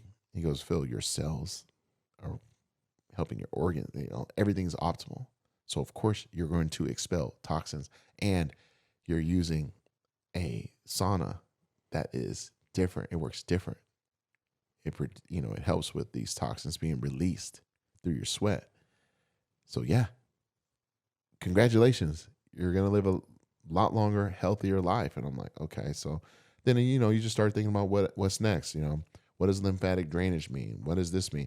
I was doing all that grass and before a lot of other people, before they that up, you see people was like bruising their skin, because they're like scraping and stuff. Yeah. I'm like, you don't really have to do that. I was doing DRX 9000, the traction machine. I was doing traction with acupuncture, with stim and oxygen all at the same time, 3 days a week. Oh shit. Damn. Because I knew, bro, like, you the red light? Yeah. I got my wife a mask too, that just to wear. And I want to get a room, just all those panels. Yeah. Who do you go through? Because you know everybody, so like I can hook you up. Yeah, for sure. Yeah, I'd like to see that. Yeah, because I believe in the tech. Anytime I can reduce inflammation and all that stuff and increase the collagen production in my body. Yeah, that's what this is about. See, these are the things that I love chatting about with people. Kids, You know, That's so funny. fuck, dude. Kids, fuck. They don't talk about this stuff. I'm like, because they don't have to yet. You know, their skin's great, everything's Yeah, but it's good. like, why not get ahead of that kind of stuff? To be honest. I mean, if I had all this tech right now, I'd be using all of it, bro. Yeah. Because you wouldn't need no Botox. You wouldn't need all this other stuff. Your skin, everything would be so healthy. Like, and your body would just be more primed. Have you had any injuries? Just the shoulder one. Just the shoulder? Yeah. But no surgery. No, fuck no. Thank God. Fine. Thank God. Look at what's it called? MLS laser therapy too. I'll text you. I'll show it to you. I don't get paid from it or anything. For what? For what? For the shoulder. Yeah. Yeah, it works on you know, you get like K lasers and stuff that produce heat. And Yeah. this doesn't. This one, it'll actually my videographer Joe and I, we were getting off the flight in Denver. This guy was talking about his shoulder, his knee, and everything else, and I was like, you in Denver? He was like, yeah. He's like, I know who you are. I was like, hey, go to this clinic. They scan your body, and they'll just run this red light over it. It's not like your red light, but it is a laser. Yeah. And it helps bring so much. You notice a difference with that? Dude, like after the second day I did it, because I had to do it on my stomach because I had that hernia surgery. Yeah. Especially the second one. That was brutal. Because I had full diastasis recti. I had to bring it back together like this. Titanium staples, mesh here, mesh there. Jesus. So that's what really made my career like, you know. Yeah. Because the recovery is just, it was painful for me. I could still come back now, but yeah. You think you could still compete now? Yeah, I could, but like Olympia level? yeah, like God damn. easily. It's just what for? like some things you just gotta like let go, Yeah. you know? And there will be somebody who's like, no, he couldn't. It's like if you lived in this body, you would be like, yeah. If you lived in this body, you'd be like, yeah, because of the fact that, I know what modalities work. I know what medications work as well. And I have the data to prove what works, but then it's just like, what's the purpose? What's the drive? What's the end goal? You got to have an end at some point. You got to, say goodbye in that. And that's where I feel like a lot of athletes, especially in bodybuilding, they don't know when. Yeah. And then they'll get like that one placing that's like top 3 at a major show. And then that'll keep them going. Chasing it, yeah. Which they may not ever be number 1 in the world or number 2 in the world, but they'll say, oh yeah, I can every now and again get 3rd. And I'm like, well, how much money does that pay you? Do you really enjoy it? What could you be doing with that time and all that energy? Probably a whole lot. Probably make, 100 times more money and establish whatever goal that you were supposed to be doing in the first place, having it a lot faster. It's just the drug of competing, like it's once that becomes your identity, I mean, that's when it can get dark, it can get nasty. That's my concern with a lot of influencers right now. Yeah. Is that if they're doing this, like, I know influencers because I work with Gymshark. Some have like left and then they work for another company. And I'm like, you guys realize like at some point in time, if you're thinking about, and these are like 20-year-old kids, I'm like, what's your life going to look like at 30? Because if you're already working for like 3 different brands in clothing just now for 2 years, you think your fans going to think of you being like, wow, we should follow this person because they're saying that this is the latest and greatest. And I get it. One thing with apparel, but like we're talking about like supplements. Yeah. I mean, it's even with apparel, it's just like, I think people get confused. I think every time you sell something, your chances of like continuously to sell, like if you were jumping around from brand to brand, it's less. Cause then they are like, well, weren't you just about that one? Right. And I don't think people understand that. I think they just look at money. I can get a bigger check or can I get a bigger check here? It's like, okay, but that only goes as now it's finite. And then what? I'm interested. I'm just always about this data. I wish that we could figure it out. Like, well, it's like been happening now, right? It's like the last 10 years, really. Right. So 10 years from now, we'll have it. Yeah, we'll have some data on it because, for sure. You're seeing Jay and I were talking about this the other night. He was like, you know how he talks. He goes, bro, Yeah. He goes, bro. He goes, some of these kids, bro, they're making like $1 million. And I was like, how are they? He's like 20. And I was like, dude, that is wild. But if it becomes, I shouldn't say easy because it's still hard, it's still a lot of work. There could become recklessness with this. Yeah. That no different than an NBA person, you know, getting their first real money. They're broke. Yeah. So, you know, you hope that they all do the right things. What's obviously you have your website. Yeah. You have your brands and stuff. When did you realize that it was important to like buy IP? Like trademark your names and all that stuff. How far into it? I would say like probably 4 years. Yeah. 4 years when I realized like, oh, this is important. Yeah. I mean, I made tons of mistakes along the way in business and you know, trusting people that I shouldn't have trusted. And, but yeah, 4 years is when I realized like, okay, I need to like protect this kind of stuff. Yeah. And then, you know, there's other things that like, you just can't protect, other things that, you know, people they either rip off or they take or whatever it is. And you just kind of, I guess, charges of the game. You're kind of just like, that sucked, that happened. But yeah, because I've been through the ringer in the industry with people and the companies and, you know, being used and yeah. Have those people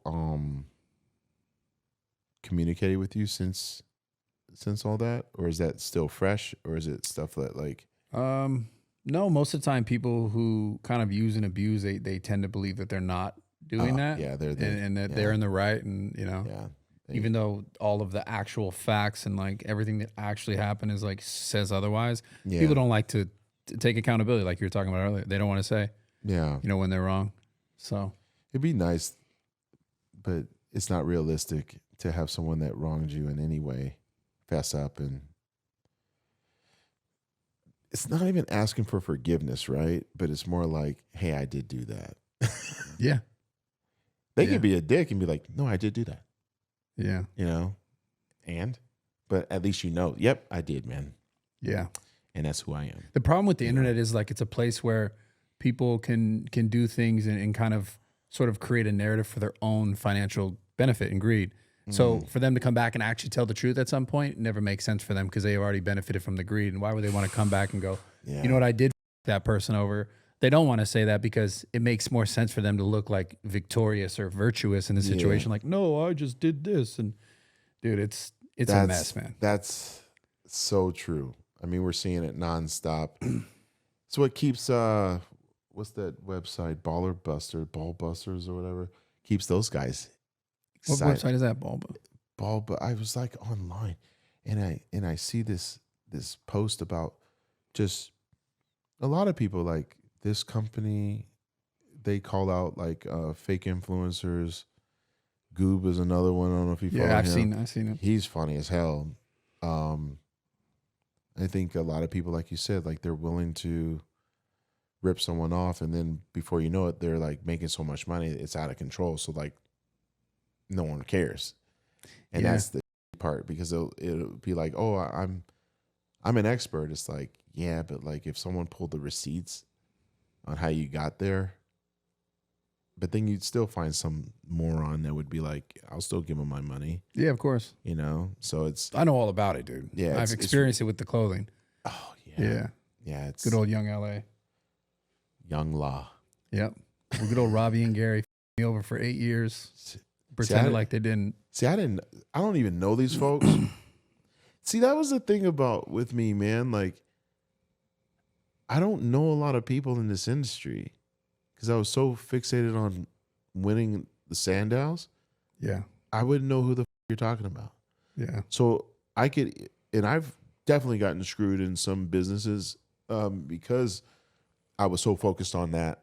Yeah. Well, and not like, having anyone to, really reference. I'd be like, oh yeah, they're a good guy, this and that. And that's exactly what happened. I mean, I wasn't in bodybuilding, but I was so focused on making content that I wasn't so focused on like, no, these guys, I met them, this hole in the wall, they wouldn't f me over. I've been to dinner with their family, they wouldn't f me over. I've been to this event, like I had sort of like that sort of rapport that I'm like, no, this, even though they were doing the same thing the whole time and kind of leveraging the whole like, oh, switch the logo, make the same thing, order the same items, like blah blah blah.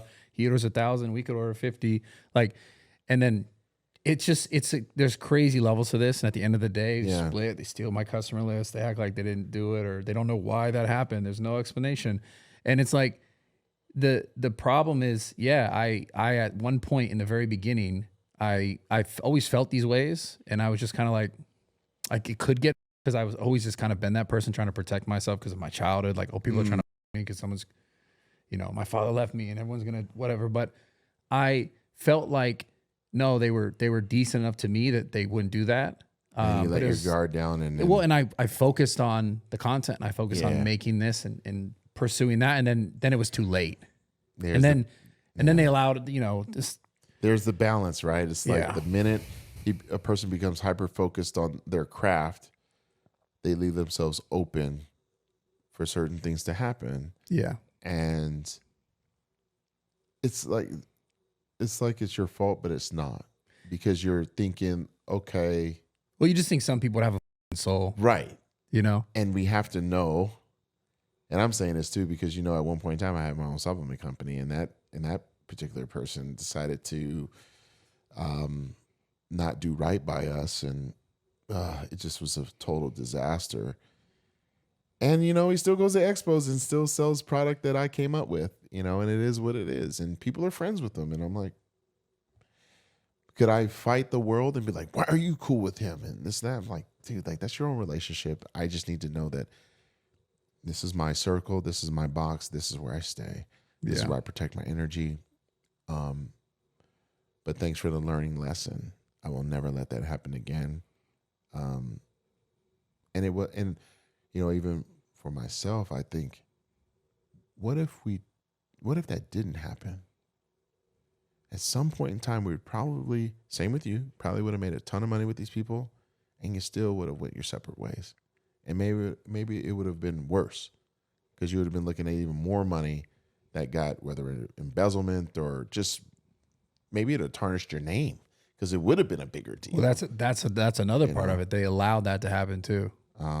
The athletes, knowing what it was, ran their mouths about me for their own benefit. And then the minute that I made a video and said, hey, this is what happened, and I gave the receipts, the photo, like screenshots. Yeah. They don't want to hear silence. Well, not a single word. Well, no one's, because, man, this goes full circle with our conversation. So, like, you can give someone the truth, but yet they've committed so much sin that they can't just atone for it because they don't want to be, really held accountable. And then they realize that at that point in time, man, we did this person dirty. Oh, they knew it. I think they just focused on money, and that's all they care about. Well, at some point, I think everybody, before it's too late, I think, I shouldn't say everybody. I'm not God, but I will say that, like, if you believe in any type of afterlife, man, that's a scary thing that you should want to even dream of, going into those last breaths. I would hate to know that I had the opportunity to make it right and chose money over a person. I would have rather, it'd be cool if people that do these things would make the money and hang you a check one day. No, seriously. Yeah. No, like, hey, I'm balling, I'm doing my thing. Hey, what's up, man? Just, yeah. It's ego, though. It's the reason why it happens is because they don't believe that they're doing anything wrong. Some people can't share the ball. Yeah. We're playing hoop, man. Some people can't share the rock. Some people have to be the star. You're already probably a star to them. I don't know these people. I'm just saying, like, it happens in relationships all the time. Some people have been beaten down their whole entire life, or they're just completely born as an asshole. But they could easily be like, you know what? This is my chance. I can be the star. I can be the man. I'll do the work. I'll do some gray area over here. But it's about making that money. As long as I'm making that money, everything's going to be all right. Because this guy did it. This guy did it. This guy did it. This guy did it. And, what's their integrity worth? maybe not much. And they'll hope that they could buy it back later on, or at least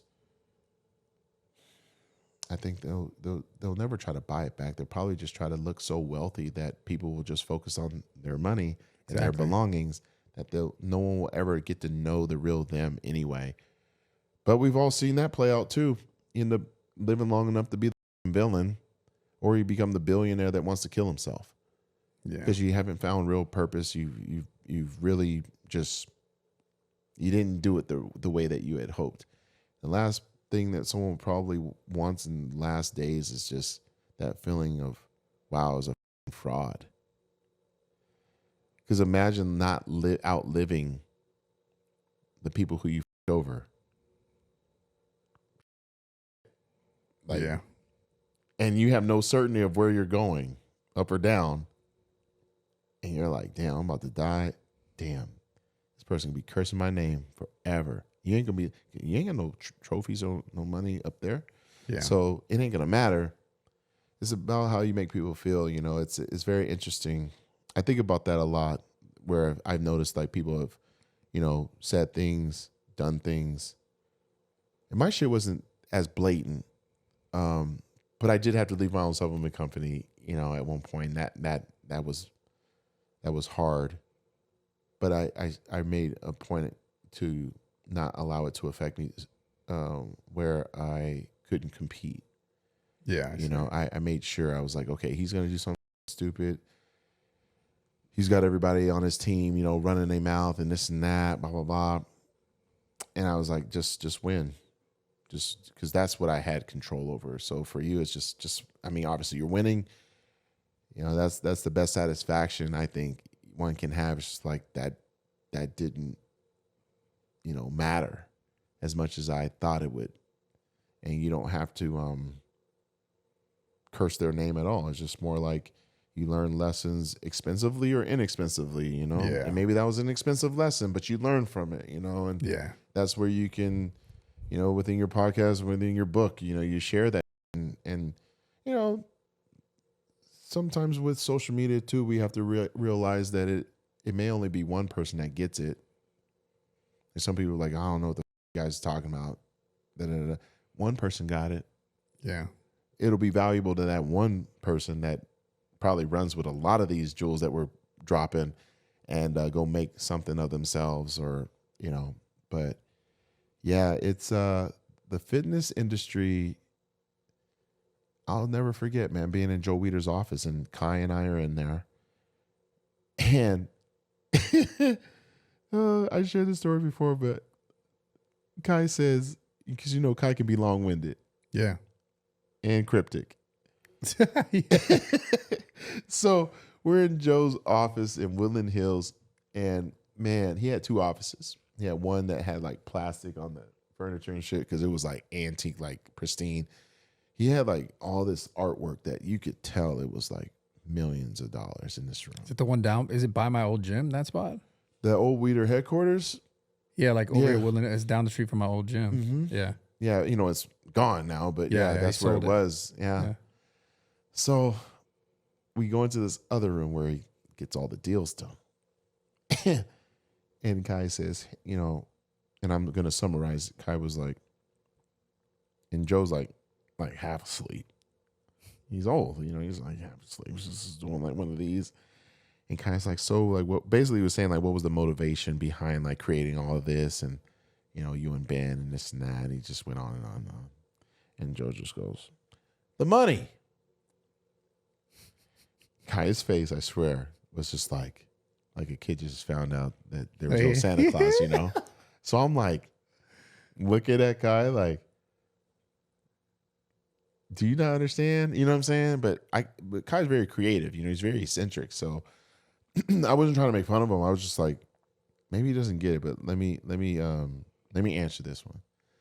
So I said, Joe, can I say something? He's like, yeah, sure. I said, I think what Joe's saying is that without having the mindset of creating money with him and his brother, with the newspaper that later became a magazine, that later became all these other things, we wouldn't be here. Without them focusing on making money, we would not be here because they were being innovative. They created a newspaper. Next thing you know, they created a magazine. They created supplements. They created equipment. They created accessories. They did all this stuff. They created contests. They went through those wars with the AAU back in the day with Bob Hoffman and with creating the IFBB. The IFBB is not just a Federation of Bodybuilders, but like Ben was like the liaison. He was the one working with like other governments. This was a guy that was trying to get bodybuilding as an Olympic sport. Yeah. So international. this is like but it all started with the vision of doing one thing, but then they realized that they need to make money, man. We actually wouldn't be, none of us actually. We all benefit from Joe and Ben Weeder. Everybody. Anybody that does fitness, anyone that's an influencer right now, doing fitness, doing that. And here's why. Because he sat me down and Kai, he grabbed our hands like we were his children. And he goes, we built this for all of you. You never have to take a slice from each other. I was like, he's actually right. Because professional bodybuilders have to, compete with influencers that can outwork them on content nonstop. But there's still space for all of us to earn. So circling back to you, it's like, therefore, there's people that don't need to go over, like just create better product. Like you're gonna get yours. Like, don't worry about it. Like everything's gonna work out just fine. Or collab and just figure it out that way. Yeah, but on the way up, when you needed it, they did it. Switch logos here and there. That's how they did it. Shit. Yeah, that's pretty fucked up. But on a positive, man, I mean, it's all good. Would you not have it any other way though? Like at least you know who not to have Christmas with. Yeah, I just wish I would have spoken about it sooner. I let them get a long way away with it. That was my mistake. Yeah. So and it becomes illegal and like a legal thing and so much energy. I guess I just look at it differently now. I can say this being, 10 years older than you. When I was 34, I was like in my Kanye stage where everybody must respect me type of thing. Kanye stage. That's how I felt. It's hilarious. No, because when he was in his mid 30s, it's like, you must respect me. Yeah. Then, he still gets like that, right? But like, you get in that mode where like, I worked my ass off. I've been through the fire. Like, you better respect me. And it's like, yeah, okay. Someone's going to disrespect you again. Yeah, for sure. So you just have to carry your energy in a space where it's like, nah, like I'm going to create some moats within this business to where people can't, mess with me. And I'm going to assume that even though I can have lunch and dinner with you, I can even share a holiday with you and your kids, that there's a potential chance if you see an opening, you're going to go for it. You're going to be a predator and you're going to attack what I built. And, I tell every influencer, every bodybuilder, competitive or not, you should own your name. Trademark it right away. It won't happen. Yeah. Also be careful who you work with. Yeah, I guess we have to figure out a better screening process. And you only work it out. It's like girlfriends. It's like you don't know the right one until you get over by one. That's what it was. That's really what it is, because that type of business is a marriage. Yeah. When you're talking about big money and stuff, and I know my thing was thinking that everybody like that I would associate with had the same heart as I did. Meaning, like exactly. Oh, they would never do that. Like, I'm a good dude. Like, I'm presenting myself as how I want to be treated. Yeah, they're just assholes, man.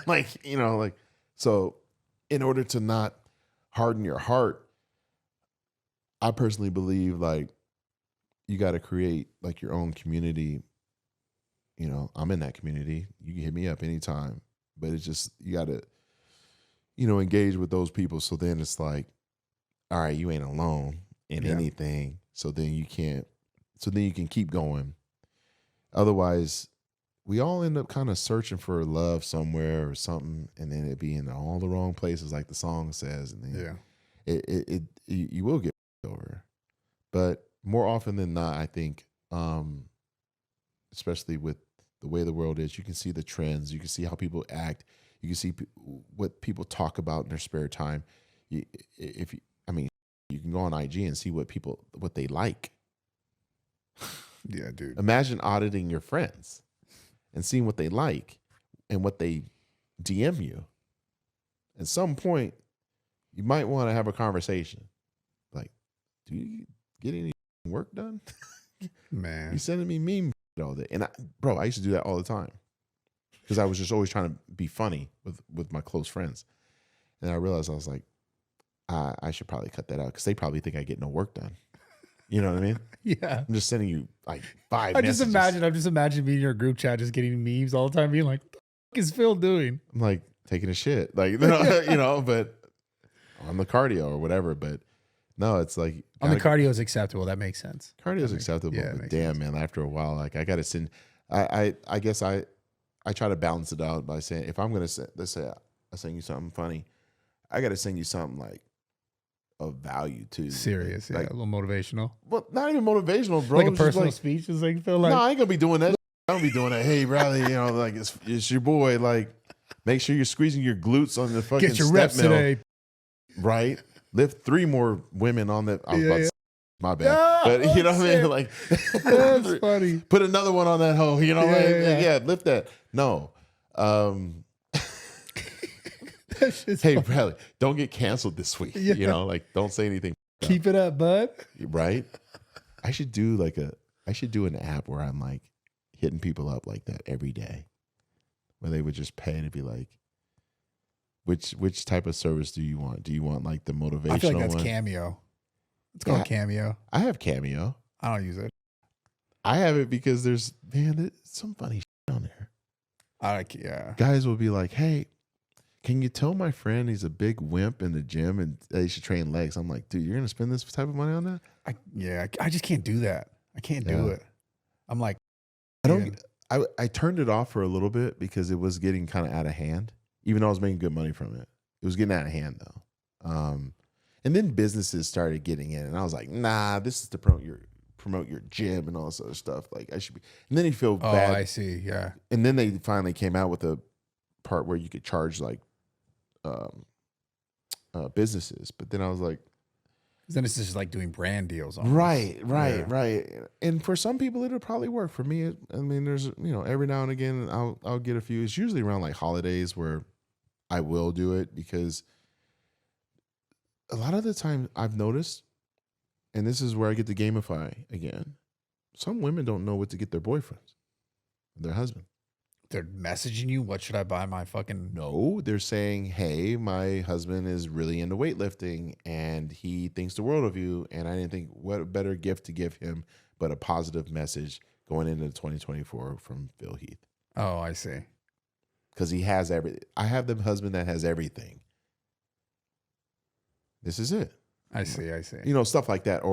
Or, hey, like I just got one the other day. My friend, there's some serious ones too. This guy, he didn't go through the extent of the accident, but he is now an amputee. Oh. Yeah, so you get those. So that's why I keep it because like I'm gonna get like those. I feel like I just use my DMs for that. But I don't get DM'd that. Oh.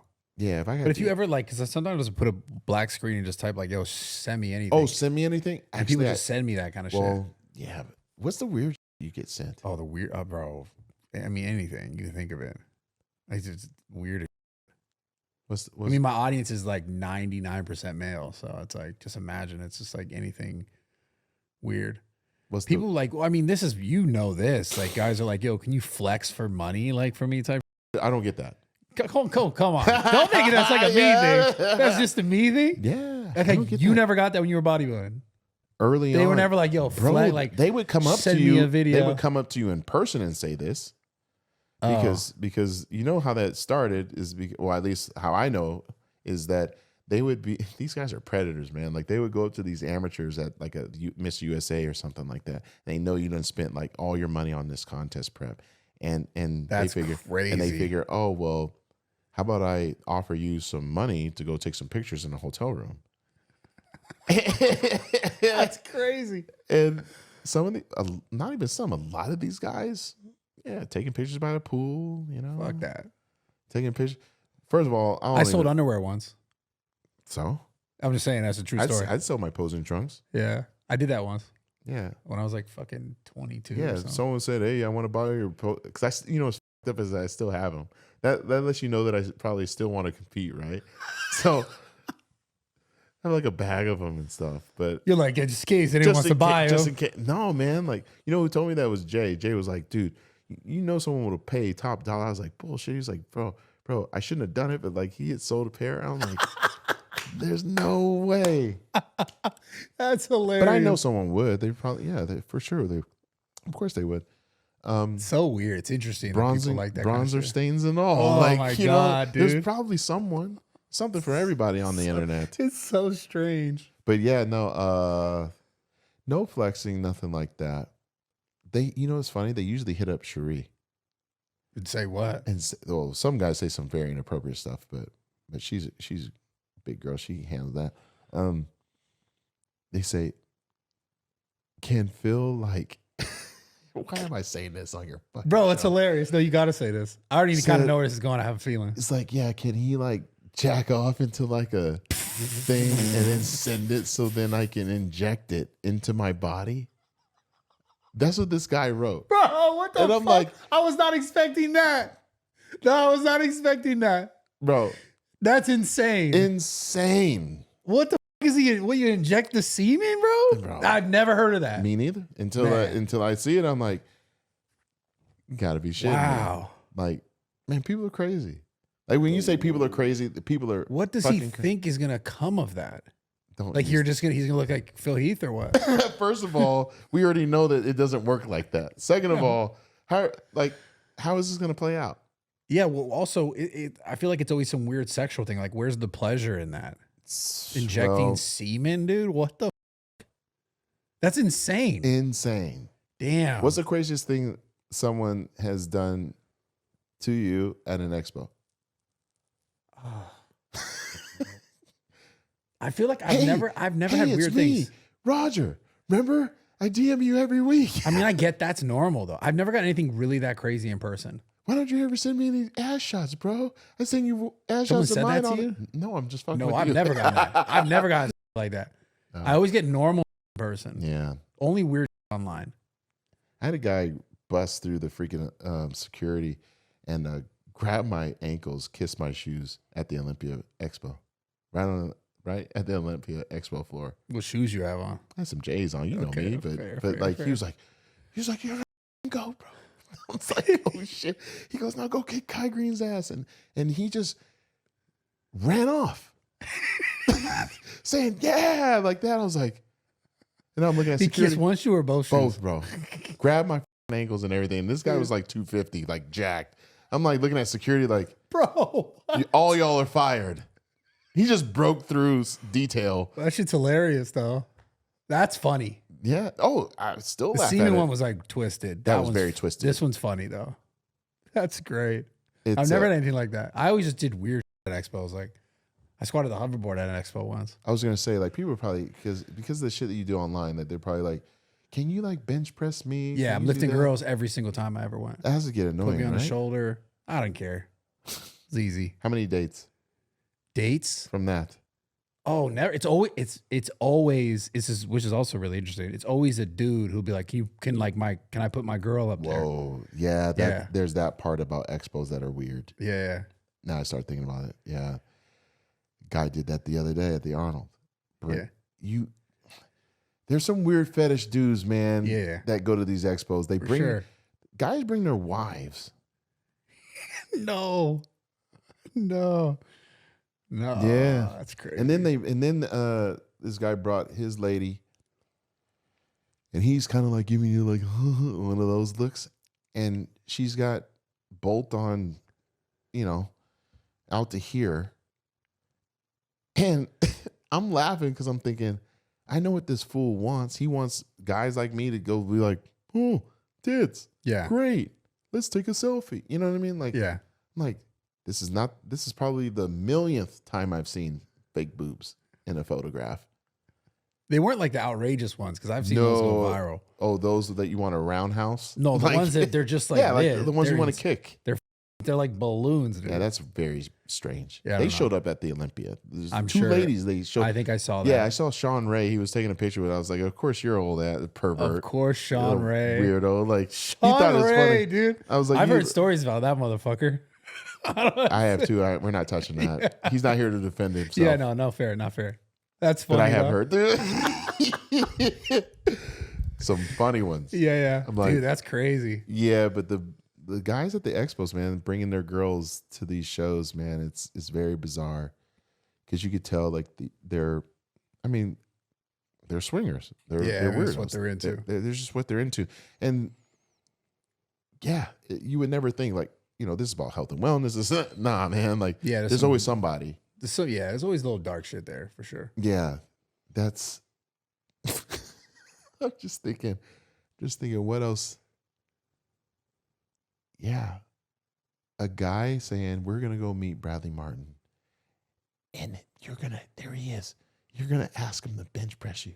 Yeah, or get on his shoulder, let him squat you, curl you, done all that. And he went home and was the happiest man alive. Yeah, I don't know, man. Couldn't be me. I just could never see myself being like, "Yo, can you pick my girlfriend up?" Bro, that's a pure violation. I couldn't do it. Like, be like, I'd have to throw the white powder and slap myself if I ever thought of that shit. Like, I'd be like, don't even go take a picture. Like me personally, I'm like, nah. Can I tell you a funny one? So this was at expo. Man, this poor lady. Okay, so guest posing. I'm guest posing everywhere, and I'm guest posing at this contest, and you need like pro tan and stuff. You get tanned up before you go on stage and whatnot. Yeah. And, I was like, hey, can someone help me out? Excuse me. I was like, hey, can someone help me out with this? And so this guy was like, hey, I got the spray gun. We can do that. And then, you got to let it dry and all that. And then I needed the bronzer, the oil before I went on stage. So the promoter was like, hey, I'll have someone to help you. And that person didn't show up. So one of his other ladies was like, yeah, I'll help you. And I met her earlier. She seemed nice. So I'm pumping up with the other competitors. I don't have a private dressing room. Yeah. I'm just going to pump up with everybody. So this lady comes by. She's like, oh, yeah, your color's off a little bit. Let me get someone to help you. Next you know, she's like, hey, you got to go up on stage. Let me help you put the oil on. Now, this is nothing different than I normally would do when I'm competing. The problem is that she went from like straight up farm girl to like model with the long dress. And I said, question, why are you wearing a dress? She goes, oh, well, they ran out of girls to hand out awards. So I had a dress. I was just like trying to help the promoter out. And I was like, oh, that's cool. So long and the short of it, I see people like talking and stuff. And I was like, oh, here we go. Like as if I'm like hollering at her type of thing.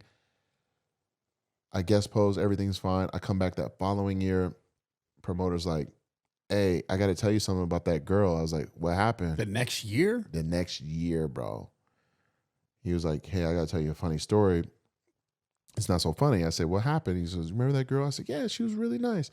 I said, please don't tell me she's like dead or something, like, like something like traumatic. Yeah, he goes, no. Like, he goes, when she help oil you up, which I don't let no female like oil down here. I ain't doing that because that don't look right. Yeah. So I guess her boyfriend, fiance found out, and I guess here's how it happens. Someone was started to yap like, oh yeah, she got all dressed up for Phil Heath and this and that. And next thing you know, she wearing this long ass dress. She helping him out. They're talking. He gets her in the car. They start talking. He starts, they're having an argument. He dropped her ass off on the fucking highway in the snow, bro, in fucking Michigan. What the? So I'm looking at the promoter like, there's no way that this happened. He goes, no, seriously. Was she wearing the same dress? Oh, shit. No, she was wearing a dress from that night. He dropped her ass off on the highway wearing a sequins dress. Should have worn a sweater. Right? See, you're cold-blooded, I man. know, it's fucked up. It's just jokes. So here's me joking around. I was like, hey, Ann, he just told me, but she was like, yeah, that.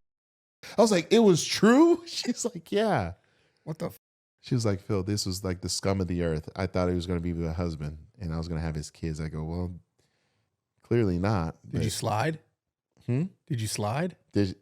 Me? Yeah. No. Okay. No. Okay. That wasn't that time. No. Fair. I had my share on, back then. Yeah. That was, oh, gosh, those were wild days. The amount of, ooh, boy. Yeah. Thank God my wife came in when she did. Saved you, huh? Bro, I was terrible. I was terrible. But I learned. Yeah. I learned. We all do. Expensively, I learned.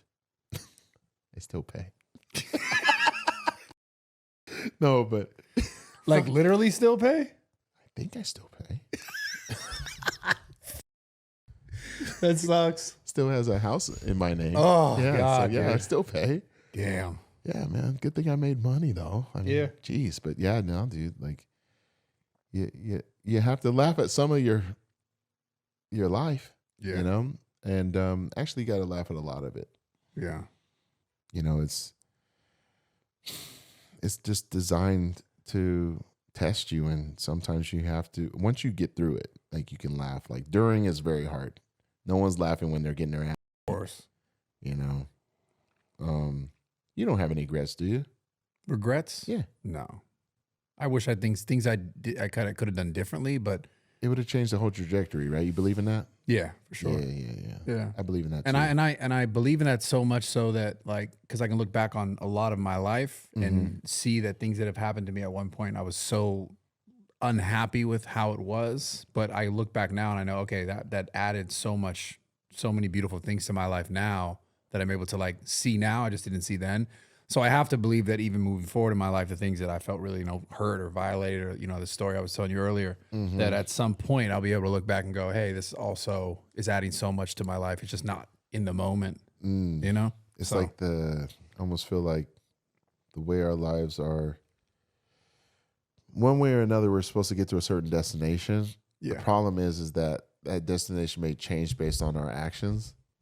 So like, there's a certain sequence that we were probably supposed to follow, but we decided to f it up. yeah, So yeah, you hope that it's a desirable destination. Something that you look back at and be like, man, it all made sense. Like, this is pretty dope. yeah, Otherwise, you're like, damn, this is it. Holy shit. I still think like I have to believe in that because for me, basketball made it. Not making it past college got me into bodybuilding. yeah. Bodybuilding opened up. I mean, hell, I've traveled the world a million times over. Got to meet a lot of people. But I'm sure when you were basketball, you thought that was it. Dude, I probably suffered the most depression in my life not making it. When really I did. Yeah, See, that's the up part is that, when you lack gratitude for what you had previously experienced because you wanting more, I shouldn't be complacent, but I should be very thankful that I was able to,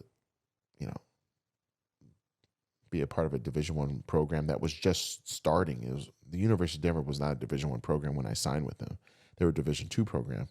So we were just growing. And I had other schools I could have went to, but I chose this one because I figured, well, 50 years from now, I'll probably be honored as one of the first, guys, and I'll be this old ass, yeah, being acknowledged for something done well. And also, I was also playing with a freaking pro in high school, Jamal Crawford. Shout out to Jamal.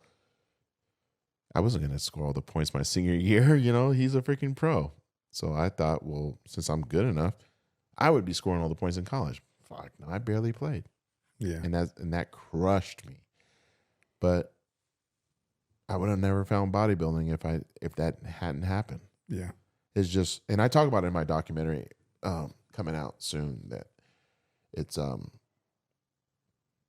in the moment you feel like you're alone, in the moment you feel like even suicidal, you're depressed. But if you can just get through it, if you can just like wake up another day and just keep going, it can be a little slow. You don't want to be slow, but slow is still Yeah. progress. If that's how deep you are, you still got to move. But if you can just keep pushing, you can look back and be like, man, like I'm glad I got through that, because that was dark, that was ugly, but now I'm able to, possibly be the light, you know, for somebody else. But again, when you're in it, Yeah, it feels like it's never ending. bro, it's like the worst leg day you could ever have, and it keeps going and going, and you're never going to survive. But you are surviving. Yeah. It's crazy. Speaking of legs, I got to train some. Yeah. I haven't trained legs in like a month. I don't do them. Wow.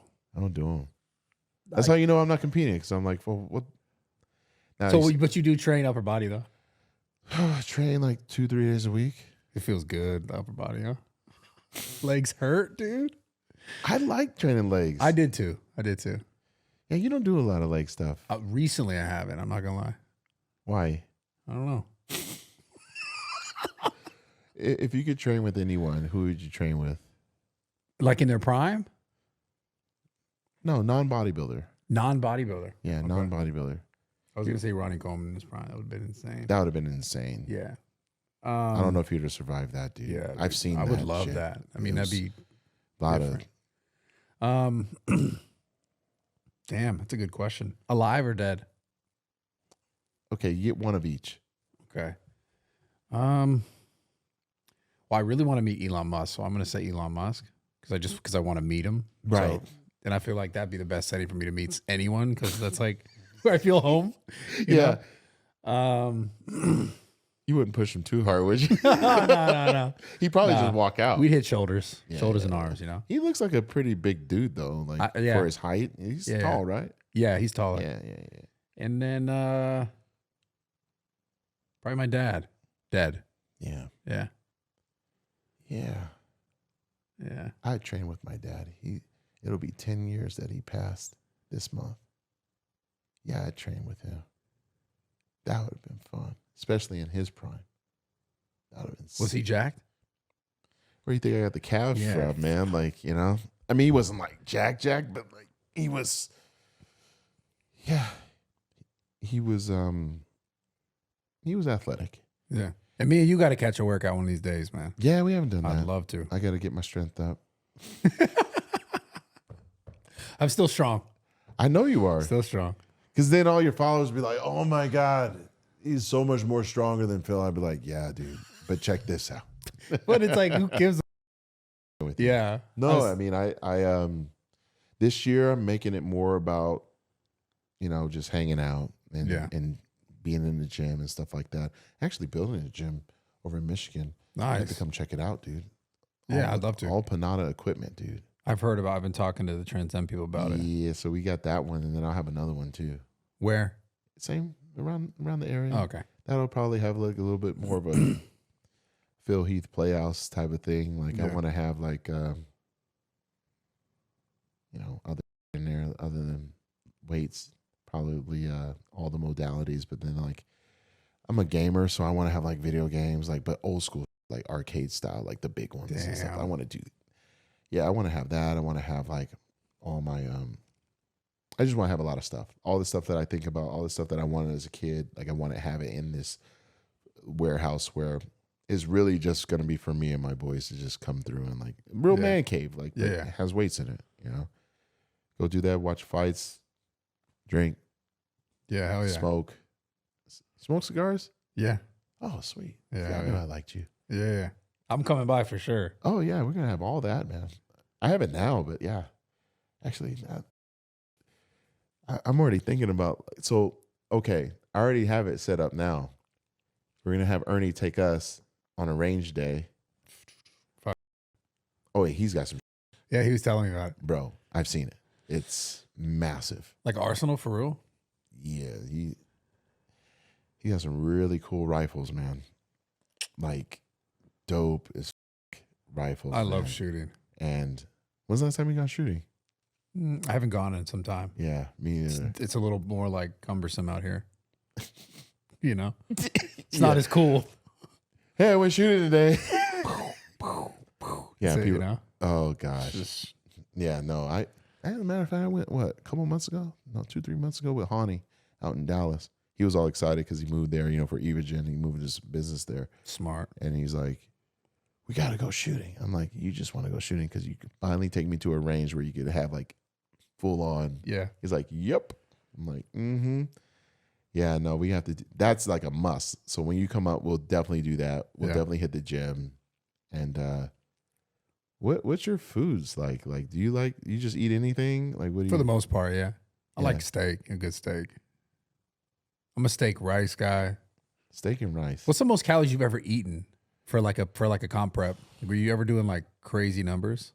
Well, the Kai Phil years, those were crazy because Kai could put down some food. You've seen him eat, right? Oh yeah, There's no catching that. There's no catching him.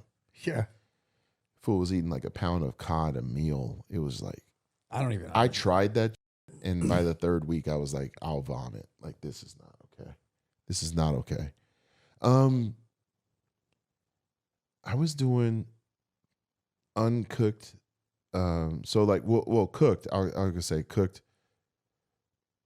12 ounces, chicken, steak, fish.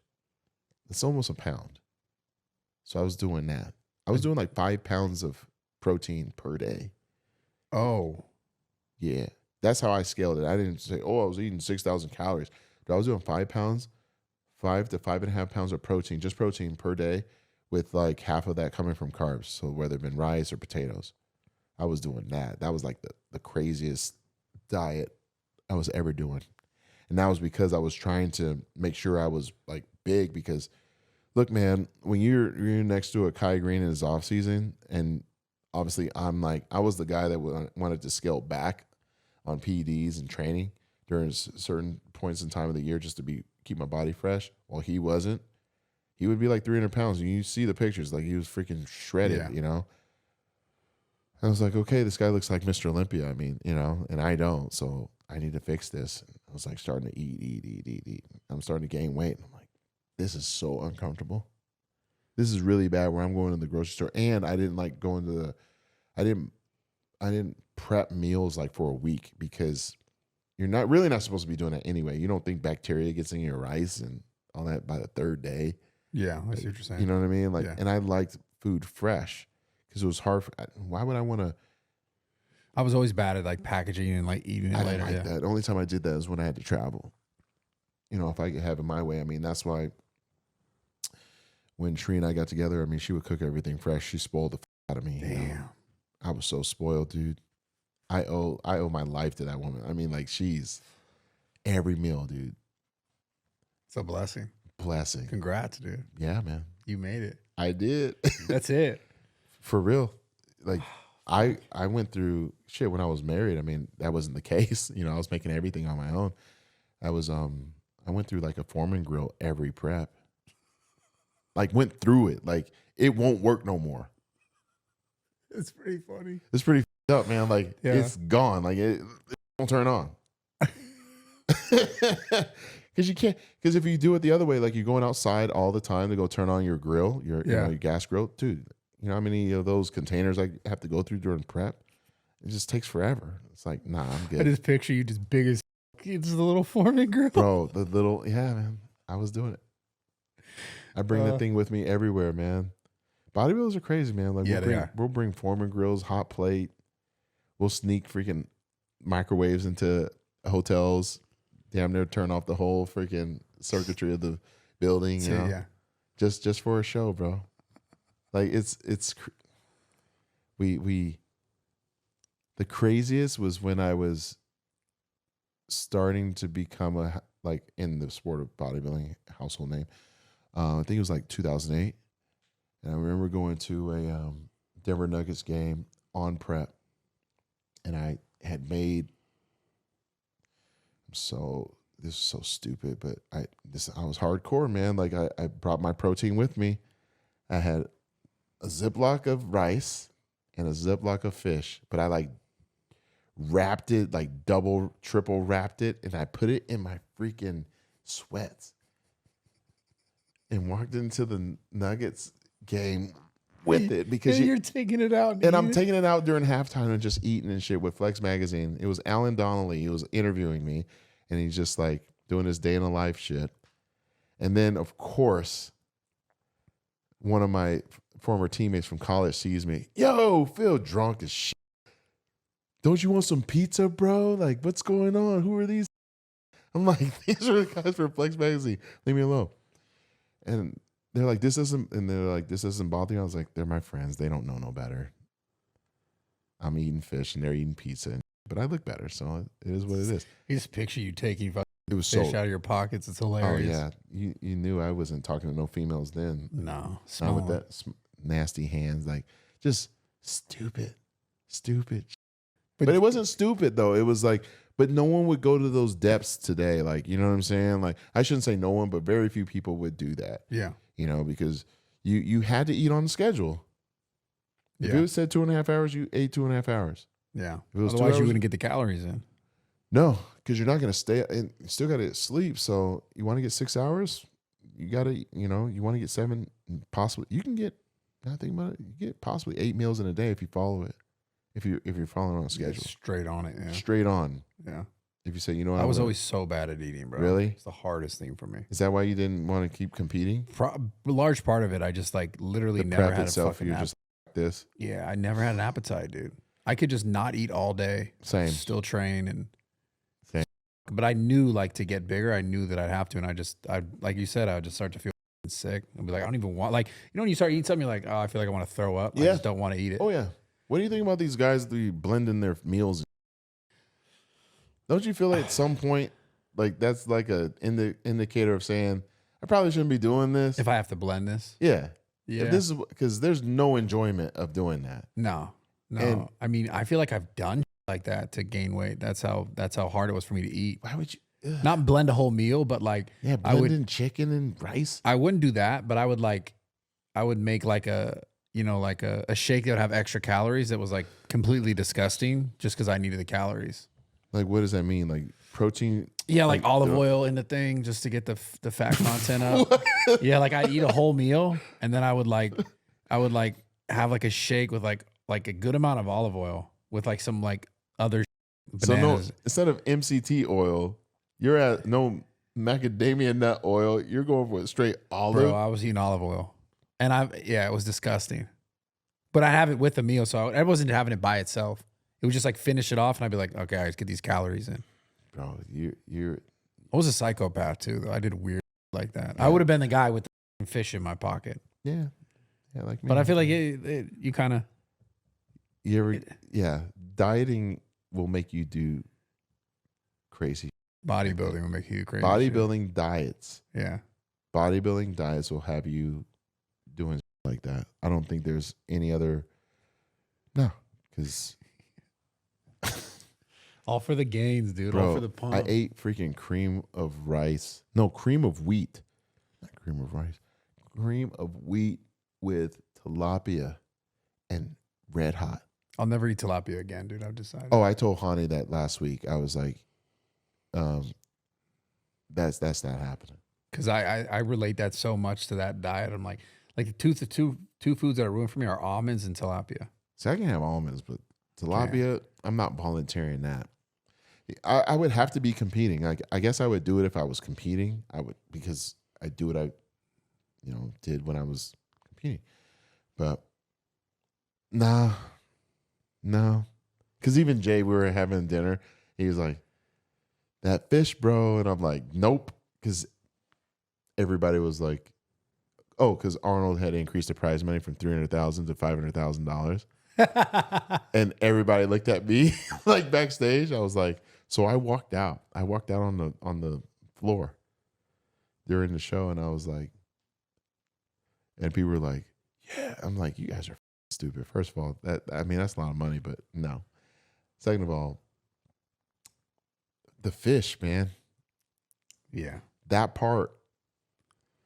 Do you ever, what are your thoughts about like when people say you can't, because I literally read it on the way over here. This guy was like, oh yeah, it's pure that you can't, like you have to get shredded only by eating fish. And I was like, so I don't know if you ever do this, but like when I read comments like that, I always click on their profile. I'm like, I got to see what this person looks like. I can't. There's too many comments. I just see it. I'm like, this guy doesn't even train. He's over here saying this. It's the internet.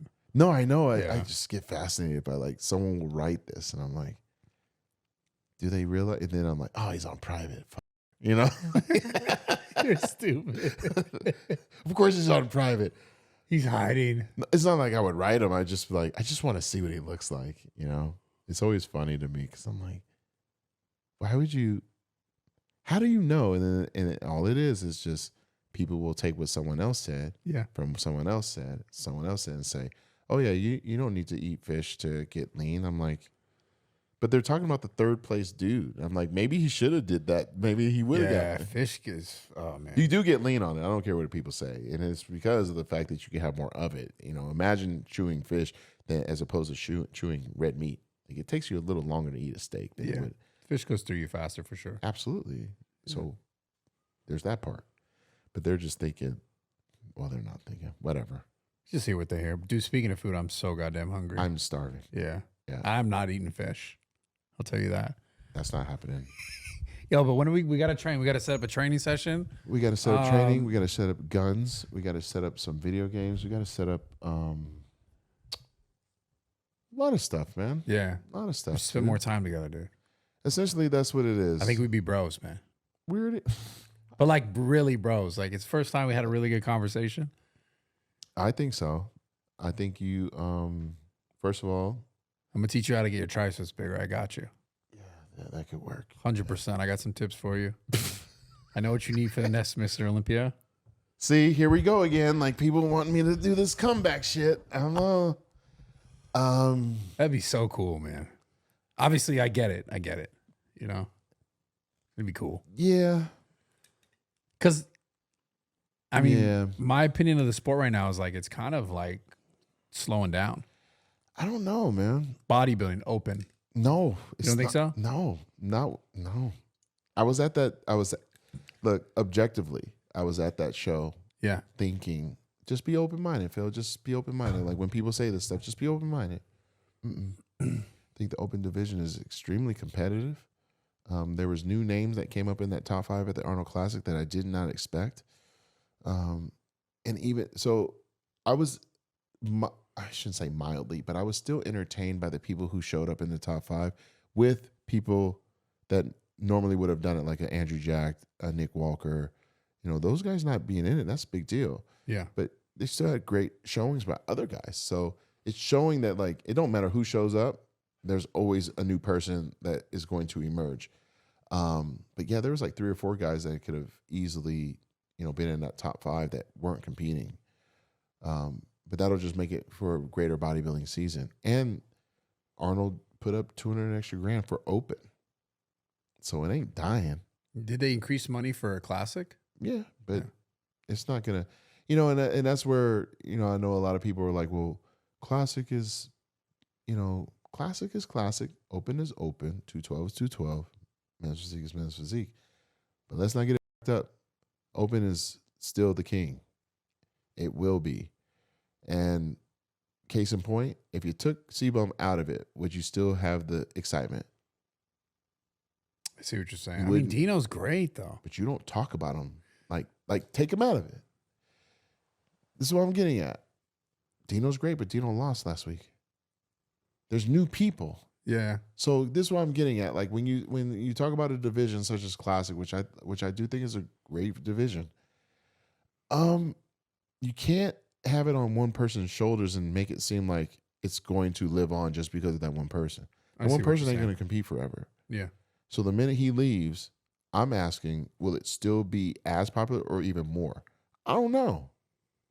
It's interesting. It's so new that we don't know yet. Yeah. When you have different iterations of like new eras of like open, you don't think that. I'm sure like how people may feel about like the current state of open bodybuilding. They probably felt the same way when Arnold left, and it was numerous Olympians, Franco. Yeah, you know, there was Frank Zane, like all these other people. Like they weren't. When you think of Mission Olympia, you're not thinking about those people. You're not thinking of Zane. He won 3. You're not thinking of Zane though, right? Yeah. Those could have been down years. You know, you don't think of a Chris Dickerson. You don't think of Samir Banu. Like you don't think of them right away. You know, you think of the people that won like 5, 6, 7 times. You know, 8 times. You think of those people. So it you know, sports does that. Yeah, yeah. You know, that's fair. Yeah, I think that's where we're probably at. But Hadi Chupin looked sick. Yeah. It was, I think him and Derek are gonna. I'm very excited for the 60th. Put it like that. Like, What was it on Derek's lats? What was that? oh, He had it on both sides. oh, it's probably like lymph nodes or something. Oh, He probably had swelling. You know, just I mean, part of the game, I guess. yeah. You know, I was so curious. I was like, what the is this oil? I know it could look, but you almost have to ask yourself, like, because I did. I'm like, there's no way you can like And also, why would you put oil here? right in the when you front? don't have to. He already has great development, so I Yeah. think it's just lymph node. You Yeah. know, like Well, even if you didn't, like putting oil in the front wouldn't make sense versus like putting it in the side so it would pop out. But I just saw it and was like, that was interesting. I think that's the craziest part about professional bodybuilding right now is that you are on display in 4K. Yeah, hell yeah. And people will slow it down, freeze it, circle your Yeah, and those cameras are good nowadays. they're really good. So yeah, man, they're out there. It makes the competitors better. Who knows if it makes them more depressed or not, or more, narcissistic, because you got to be a little bit crazy to just accept that reality of people always freeze framing you. Yeah. Because they don't freeze frame you. You're in the gym doing your thing. They ain't going to freeze frame and say, oh, this is where his forearm doesn't look the same as the other one. It's like, maybe you didn't fap that day. I don't know. Like, you know what I mean? stopped fapping completely. So yeah. Good for you. But yeah, good for you. You're No right. need. It's there's less scrutiny for sure. Yeah, it's just. But There's yeah, probably more scrutiny in other ways based on just because what I say or something. Someone will be like, "What the?" Well, because you've built a name. It's a little different, I think, than this girl just trying to, I don't know, get noticed. Yeah. Yeah. To be continued, man. I think Yeah, this is bro. gonna be freaking Blessing. dope, bro. Thank you. Yeah, I appreciate you coming, man. For real. Absolutely, man. I gotta get some steak, dude, because fish is not on my diet. No, I'm like looking at the time right now. Holy shit. It's late, dude. This guy kept me here very long. Dude, you could talk, bro. You're good. It's I'm sorry.